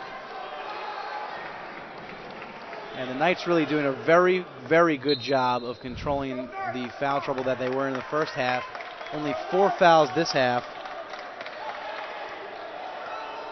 Doing an excellent job. Whatever was said at the halftime speech, and hopefully we'll get one of the coaches to tell us about that post-game, win or lose. Nice double team there on Bolden, but he gets the ball out. Back into Rochford, 15 on the shot clock. Melquan Bolden wide open, too strong. Wide open in the corner 3. Melquan got a little amped up over there and just launched one. But FDU's got to calm down now. This game is far from over. Just keep playing your game. You're a better team than St. Francis, and you keep playing your game fundamentally, it'll show. Right now, the Red Flash looking a little bit shaky in the ball handling department, as the crowd has come alive late in this game. 11 seconds on the shot clock. Dom Major holds with bowling right in his face. Looks like Umar Shannon going to take a long, long 3. Ooh, just missed it. That would have been devastating to the Knights. But they got their own rebound. Earl Brown gives it right back to Umar Shannon. 4:22 to go in the game. And 25 on the shot clock. No need for any kind of desperation here for St. Francis. And a nice strip by Rochford, but a nice pickup by Earl Brown to get up there and get the lay-in back and cut the lead to 3. Good job by Rochford there, stripping the ball. And let's be honest though, Keanu got beat again. He was able to reach back, and luckily didn't get a foul on that. Surprised refs didn't call it, but Keener reached back and swatted the ball out of his hand. But Xavier Harris got caught looking. And they bit way too hard on the Don Major fake three. He was going to take it and then easily gave it inside to Mosley. It looked like another one of those Mosley uncontested lay-ins that we've seen all too much of tonight. Right. But nonetheless,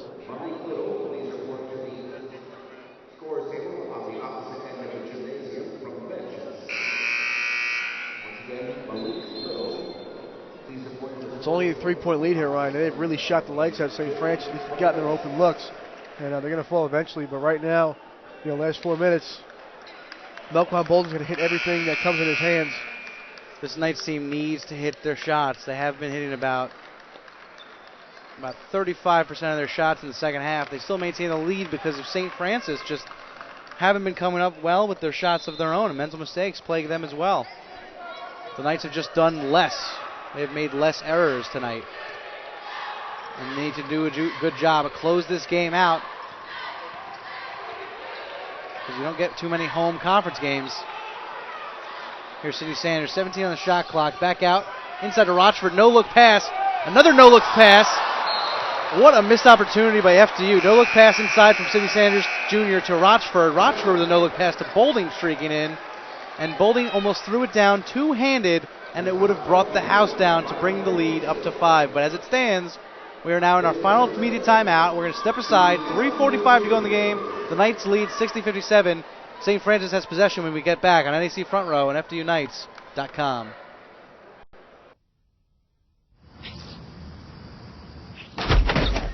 It's payback time.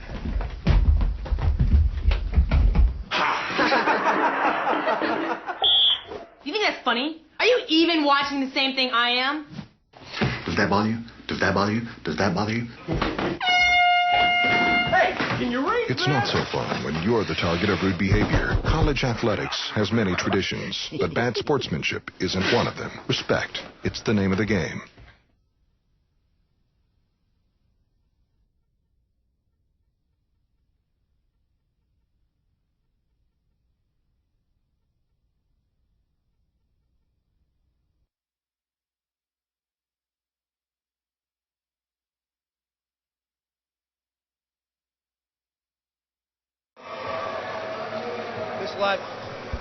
This live telecast is brought to you live by NEC Front Row at NECFrontRow.com.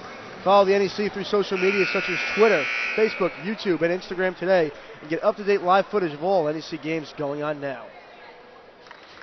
We got a barn burner here. Both teams 1-2, looking to get back to 500, not fall into that 1-3 hole. And I think the Knights need this a little bit more because they're at home. They don't want to drop 2 straight home conference games, especially one to preseason bottom feeders, St. Francis, PA, who are touting a very young and inexperienced squad. And last touch by Don Majors goes out of bounds. And yet again, FDU will get lucky and get possession thanks to a St. Francis turnover.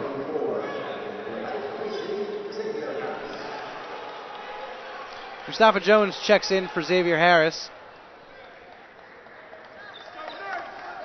Once again, Lonnie Robinson seems to be playing almost every single minute this game. It's just hard to understand his Shoes for Trone's love for Lonnie Robinson. As Sidney Sanders has a wide open 3, needs to hit it, and is just a little bit short. Trying to see what the referees are calling for here. Keener got pushed about 3 or 4 times. He got pushed getting that rebound. He'll go to the line and shoot too, and Keener for a big man is usually pretty money with his foul shots. We'll see what he can do here. Yeah, he was money earlier in the season. Remember the St. Peter's game when they just kind of traded a ton of free throws late down the game, and FDU pretty much iced the game with nonstop makes from Lonnie Robinson, all the seniors, Lonnie, Keanu, and Melquan. And here's Keanu with a 3-point lead, 3:15 on the game clock, and he is too strong in the first. He's got another shot though, because they're way in the double bonus at this point. But he really needs to hit this one. Yeah, make him get 2 possessions. Make him stop him and score against you. That Sidney Sanders 3-pointer was right in our trajectory. We could see the arc of the ball. It was just a little bit too strong. As Keno hits the second, extends the lead to 4. Makes it a 2-possession game, most importantly.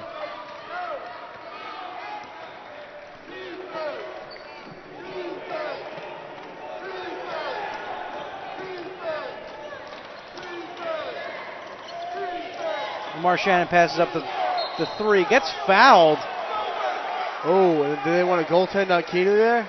I don't think they're going to call close. it. They're not going to call it, but that was very close. Tough foul. Stupid mistake that might have been by Keanu to go up there and just take the ball from midair. But Xavier Harris comes in and immediately fouls Umar Shannon, who is a lights-out free throw shooter for the Red Flash this season.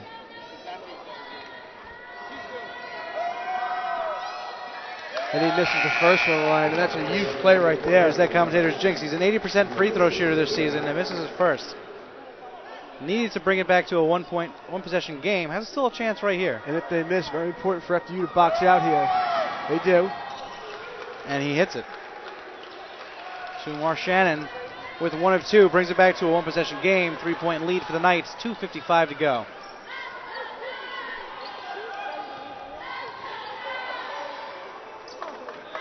Mustafa Jones immediately takes a 3, just a little bit too strong. And Greg Vitrone throws his hands up at him like, are you kidding me? No need to take that shot right now. It seemed like a design play almost, the way he confidently rose up and took that. And he does have a confident jump shot. As the Red Flash get up and in, thanks to Stephon Mosley, yet another made basket under the rim for the young kid out of West Orange, New Jersey. And a timeout taken by Shoes Vitrone, with his Knights up only 1 point with 2:25 to go in the game. And we'd like to take a moment right now to thank our growing list of corporate sponsors: the Park Ridge Marriott, the Comfort Inn Suites and Paramus, Excel Rehabilitation, the Pushing Still, Yellow Book 360, Napoli Pizza, Cozy, Papa's Travel Agency, Yo Bush Frozen Yogurt, and Janny.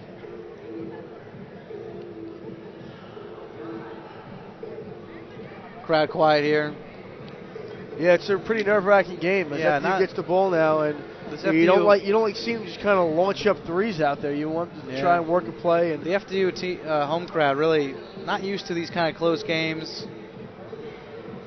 You know, they don't really sustain the noise, but they know when to get excited. Well, listen, by this time last year, the season was over for all intents and purposes. That's true. And, this year they want to see a contender. If you want to contend, you have to beat teams that you're ranked above and that are lower than you in the standings.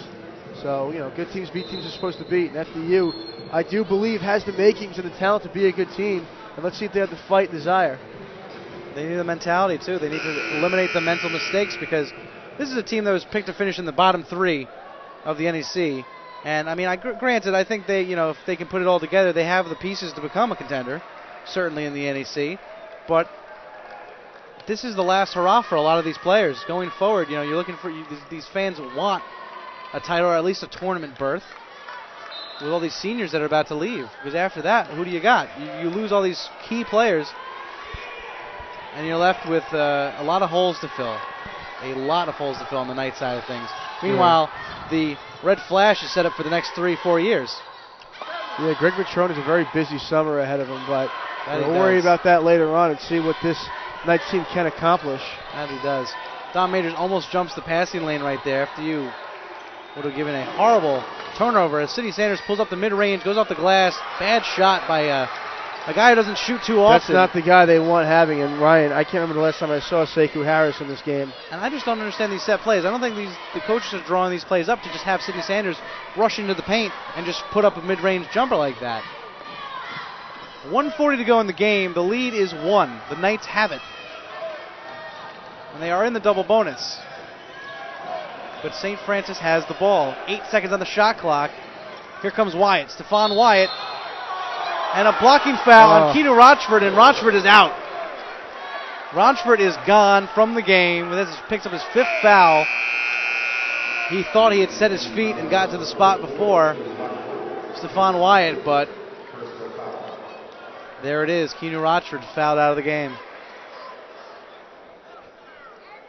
Yeah, Vitrone is obviously not happy with him, but he'll get over it as he wants to talk to Melquan Bolden, Sidney Sanders, and Lonnie Robinson, and he is really giving it to Sidney Sanders right now. Sidney, it's a kind of a questionable shot. I mean, you have scorers out there, and not to knock Sidney's shooting ability, but he's not the guy who you want the ball in his hands in crunch time. You want him kind of distributing and making plays. You want that ball in Melquan Bolden's hand, and I think when he cut to the basket, that may have been the play. Melquan was open, but unfortunately, I guess Sidney either didn't see him or I'm not sure what happened. I mean, in the beginning of the season, Sidney Sanders was tabbed as someone that wasn't going to be getting a lot of minutes. And he thrust himself in there because Sekou Harris clearly has that experience and that freshman mentality.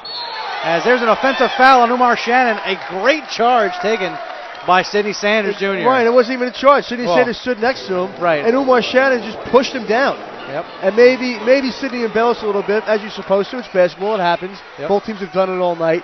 But, Umar Shannon there was no reason to take one arm, put it against you, and press Sidney Sanders out. Early in the shot clock after first receiving the ball. No reason for it. And FDU, with a three-pointer here, could basically wrap this game up. Still plenty of time, though. 61-60, a minute 15 to go.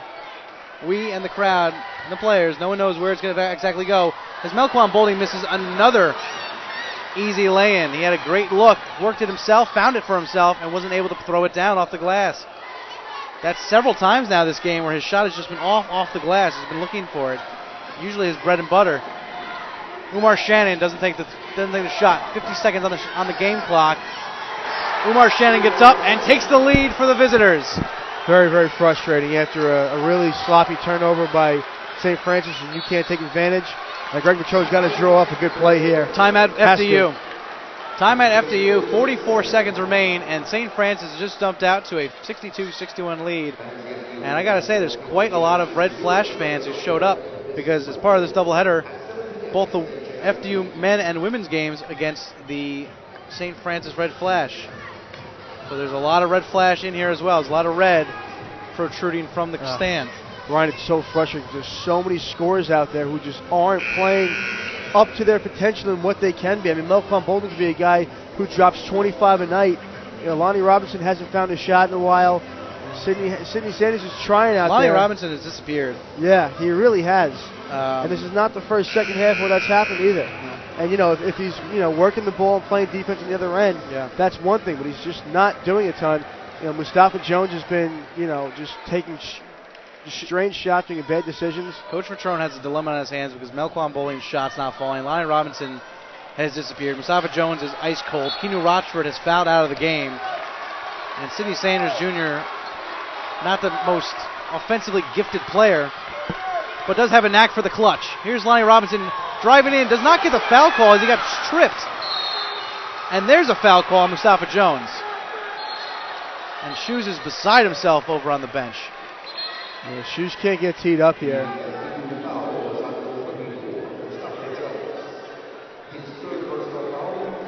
And to be honest, as far as fouls are concerned, Lonnie Robinson, I thought, stepped on somebody's foot and fell.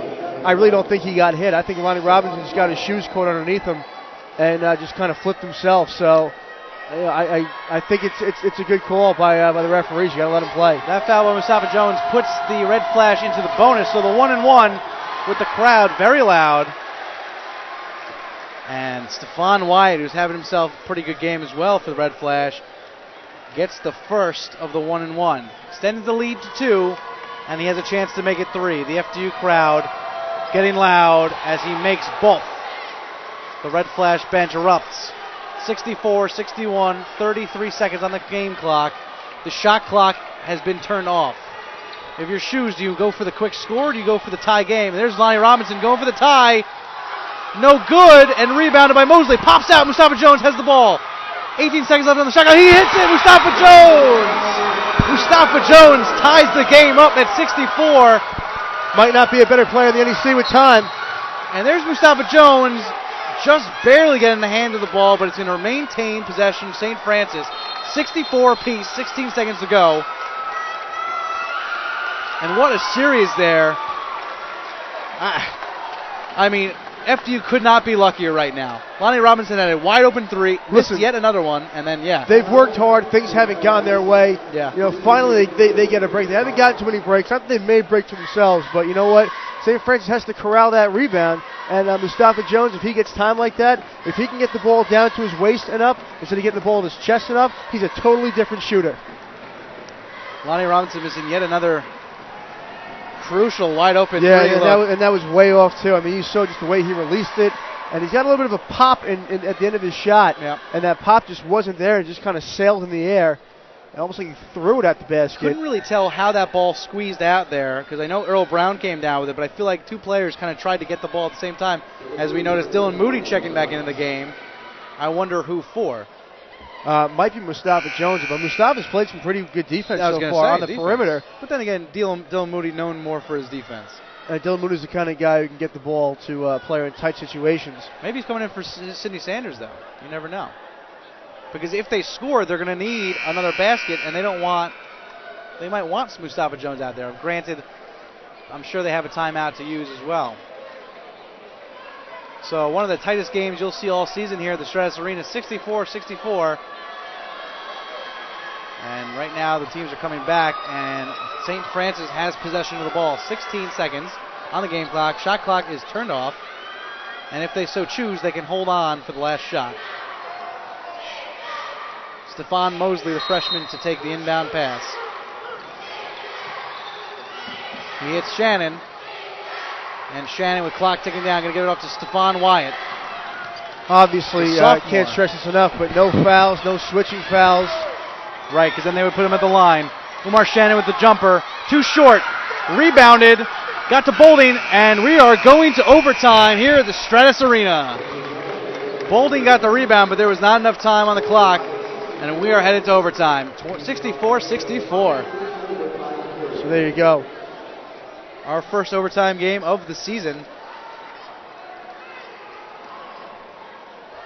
And a very exciting finish. After a pretty lackluster and sloppy first half, this second half turned out to be pretty good. This is the kind of game, Ryan, that can catapult the season. You come back and fight through this one. It can completely change the course of how you play and your opponents coming up and your confidence level. And I think FDU needs it more than St. Francis. I think FDU has a chance to make a little bit more noise in this conference than St. Francis does at this juncture. I think St. Francis in the next year or two is going to be a force to be reckoned with, to be perfectly honest with you. But with that, I think we'll step aside for a minute. We'll take a quick break as the teams go into their huddles on NEC Front Row and FDUnites.com. Overtime coming up.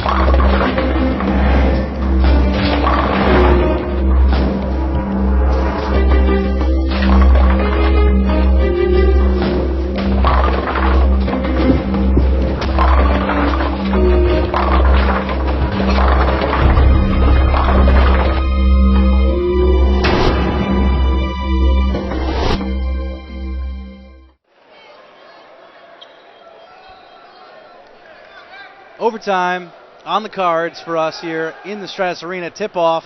No Keanu Rochford, who always wins the tip-off, it seems.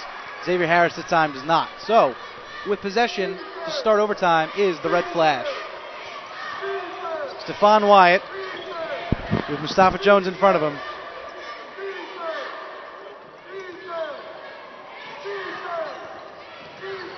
Wyatt to Earl Brown. Brown with the hop step, up and in, right past Lonnie Robinson for the easy two. So impressive how accurate these guys are with the ball in the air, being able to switch it back and forth without moving their feet. And Lonnie Robinson tried to do all he could, but just wasn't enough. Xavier Harris backing down his defender, goes up right-handed, and the foul! He'll go to the line. He'll go to the line to complete the three-point play. A huge play from an unheralded player for the Knights, especially with his offensive limitations, it seems. You gotta love watching Xavier Harris play. He's got that scowl on his face the entire time, and looks like he just plays mean and angry. Has the Amari Stoudemire. I love him at the free throw line because he can pop up the. He pops him up, and you saw that time. He doesn't get a lot offensively. A little bit of shoulder shake there, moved around, ran right through his guy, who we felt his feet moving, and really impressive. And I think Patron's going to take a timeout here. It looks like. Very quick timeout. 4:20 to go in the game. All knotted up at 66. And I guess no timeout. I'm not really sure. They just kind of went to the huddle and then were immediately called back. I think Patron called the 30-second timeout. Nobody else realized, but the clock ran once he called it. Oh, and then they finally showed up after like 20 seconds? Yep. So Xavier Harris at the line to break the deadlock in overtime. It's a big three-point play from the freshman. It is, and it's so clutch to finish that off in front of all these people. You're at home, conference play, you make a move like that. And remember, this kid is a freshman. This is his first real serious action, his first taste of conference play like this. I mean, to be in such an important spot. And here's Earl Brown, 14 points, 12 rebounds for the Red Flash. Gives up to Greg Brown. And Sidney Sanders comes up with the steal. Sidney Sanders one-on-one, up and in with a foul! Sidney Sanders gets fouled right into the basket, and he is hurt. Sidney Sanders looks like he hurt himself. I don't know what he came down on. I know he landed against the pad, underneath the basket. I don't know if he stepped on the pad with his foot or if he just got fouled hard and fell on the ground. So he got the wind knocked out of him. He's going to shoot these free throws. I don't think, short of cutting off limbs, anything's going to stop him from doing that. Oh, yeah, he's fine. He's all right. He's shaking hands. And what a huge play by Sidney Sanders Jr., the junior. Goes up. That foul on Greg Brown came in really for that play only, and then ended up putting Sidney Sanders at the line to make this a two-possession game. And it is 66-70, the Knights lead by 4. Two-possession game with under 4 minutes to go. Still plenty of time. No one on the Knights really in foul trouble. We haven't seen Sekou Harris in a very long time. He's the next closest with 3. But I know the Red Flash have some problems of their own. Checking in for the first time today, Anthony Irvin, the senior guard at Chesterfield, Virginia for the Red Flash. Nice surprise as Earl Brown gets it and is fouled. Well, no call. He goes down. Can't play defense. Either way, whether you walked it out, you can't play defense from behind him like Xavier Harris did. And he got beat. Let's see. They're going to put somebody else in here. That was Xavier Harris. Give him a good talking to. Yeah, that was Xavier Harris's 4th personal. They're going to keep him in the game, it looks like. Next guy up looks like it might be Silent. I would say, obviously, after that, you have Kyle Pearson and Cordeo Collado, if you would like to use him. Trevor Charles is out injured. It could be tough, but I mean, Lonnie Robinson could play the 5 if you were absolutely desperate. If you were going Lonnie really Robinson ultra small. is absolutely athletic enough and capable enough to play the 5. You don't want him there ideally, but just hopefully Xavier Harris knows what he did wrong there. But once a guy beats him, you got to let him go. Earl Brown hits 1 of 2 to put this back in one possession game. So 70-67, 3.5 minutes to go. And here comes the hobbled Sidney Sanders Jr. favoring his left hip.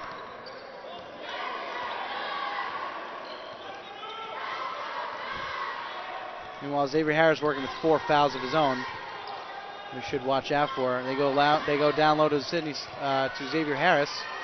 He goes up right-handed, too weak, gets his own rebound, goes up again, off the glass, no good. Thought he should have kicked it out that second time, but got to respect the young man trying to make something happen. In hindsight, you always say pass out when they miss it, but when he had a good look like that, he did have a very good look. It just took an unlucky bounce.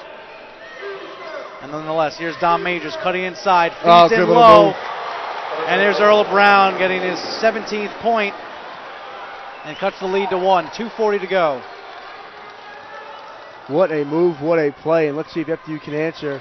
And a three-pointer here makes it a two-possession game. Harris can't do too much down low right now with 4 fouls. Got to rely on Lonnie Robinson, who's really not doing too much down low. Although 4 points in this game is not a two-possession game, because you know why? The amount of times that FDU's fouled on three-pointers today and outside jump shots doesn't make anything for sure. You never know. Nice crossover move, goes right-handed lane off the glass, and the foul! Sidney Sanders Jr. He's got a taste for the theatrics, that's for sure, this season. Goes up for his second and 1 opportunity of the overtime period. Moody's going to check in for some defensive help. Sidney Sanders is all jacked up right now. Going to go to the line and try to make this a 4-point lead.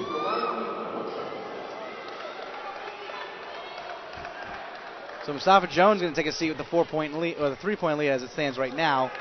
And Dylan Moody going to come in for his defense. Much needed, I got to say. The crowd goes silent for Sanders. His free throw missed. Missed opportunity. Remains a 1-possession game for St. Francis. no matter the outcome, this is a very hard-fought game for both squads, and they can take solace in that. And definitely some learning experience and building points going forward in conference play. That is an NBA range 3 from Don Majors. There's no reason for that yet. Not yet. That would be ill-advised, is the word I'm thinking of. There's still about 3 or 4 more possessions in this game. So, if you can play some defense and get it too. There's a minute and 45 to go. And you're only down 3 right now. You don't have to be taking an NBA 3 and then some. Lonnie Robinson, 15 on the shot clock. Out to Sid Sanders. You got time. They got plenty of time, and they have a 3-point lead. Lonnie Robinson up left and up right. Goes up and off the glass and in. Lonnie Robinson, welcome back to the score sheet. Yeah, Lonnie Robinson when you need him, and another guy who has had a rough game, but in spurts has played well. And here comes their go-to guy, Umar Shannon, gives it off to Earl Brown. Out to Stephon Wyatt for 3, short. And a nice rebound by Lonnie Robinson. 1:05 to go, and a 5-point lead. Xavier Harris boxed out Earl Brown about 15 feet away from the basket. There was no chance anybody but FDU was coming up with that ball, and now Sidney Sanders can put a bow on it. Umar Shannon gets told by his coach, Rob Cremel, foul him. And that'll put Sidney Sanders at the line. He has had a tremendous overtime period. I believe by my count that's 5 points in this overtime period and 2 and 1 opportunities. First is up and good. Sidney Sanders bumps the lead up to 6.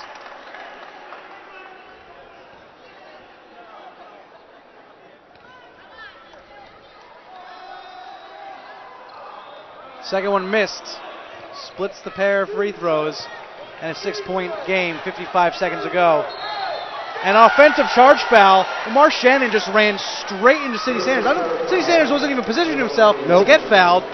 Umar Shannon just ran right through him. And Sidney Sanders went flying on the floor. So the Knights have a 6-point advantage and the possession. I mean, Ryan, I know it's early to speak, but to win this game, if Keanu Rochford fouls out with a few minutes to play and the overtime, Lonnie Robinson does not have his best game, to say the very least.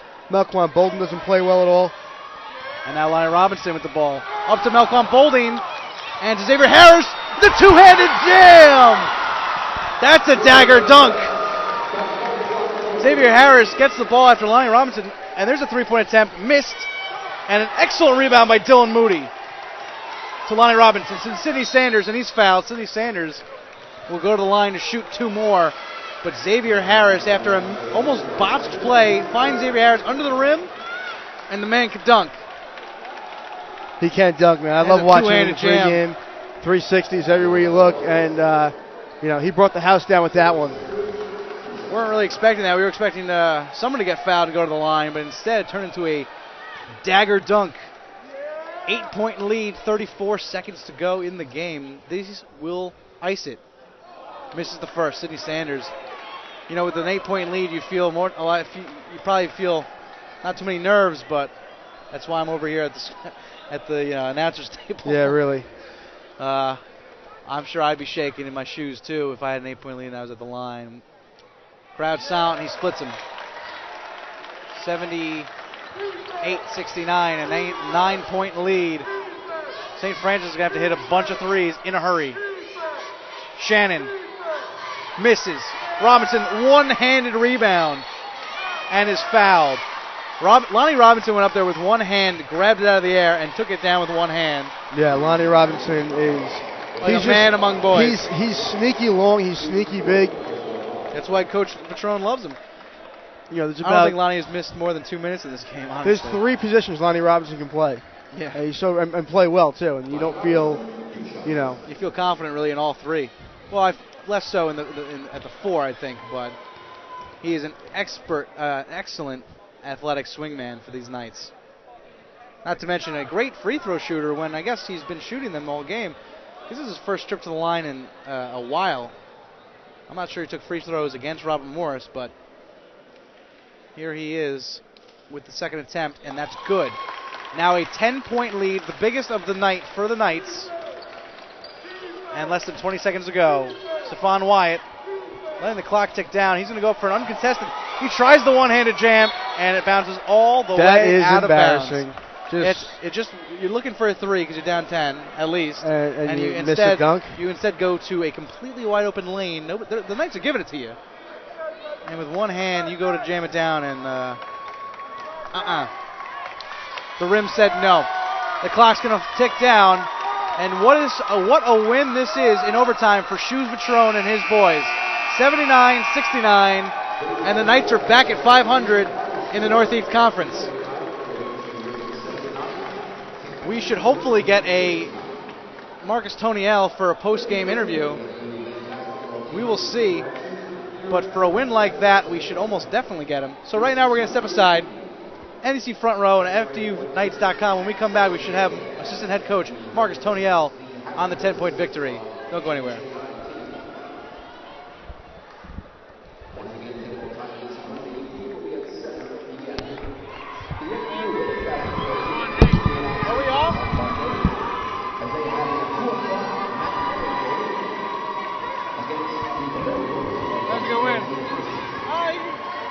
Whatever you want to do. Yeah, we should, yeah. That was a good win.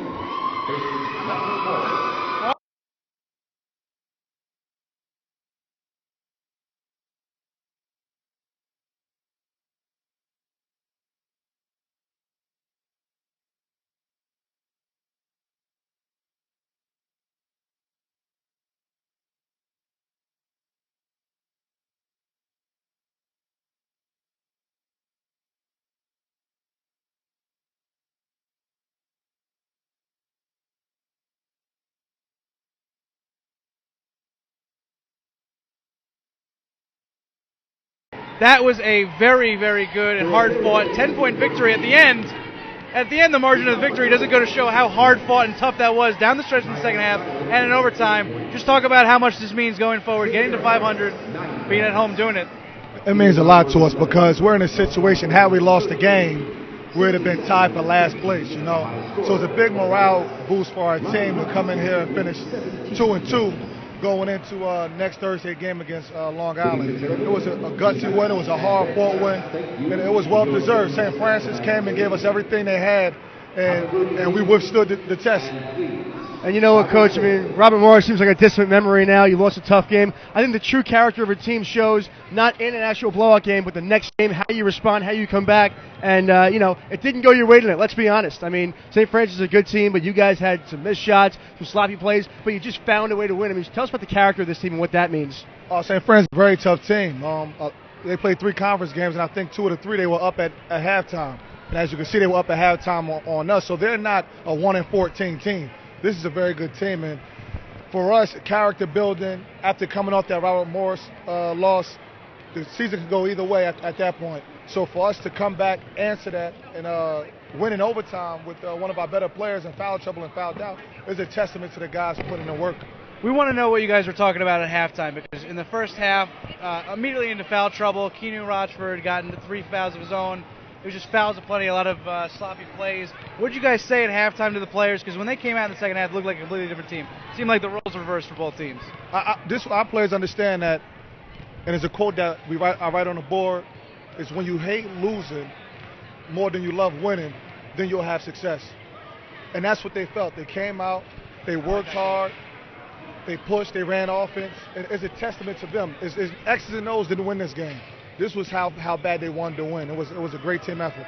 So let's talk some semantics here. In point guard, Sekou Harris, just, you know, he's a young guy, hasn't really developed the way you want him to right now. And then Sidney Sanders kind of in limbo, but all of a sudden in overtime, Sidney Sanders steps up and maybe proves he's the guy that needs to be out there. Sidney won us this game. He played the best game that he could play in a night uniform.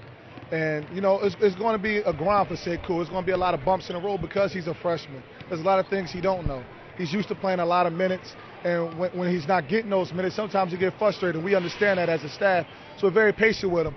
But when Sidney Sanders plays the second half that he plays, and then he goes and plays the overtime that he plays, you want to leave that guy on the floor. As coaches, we're not silly. We're going to play the best players at that particular moment.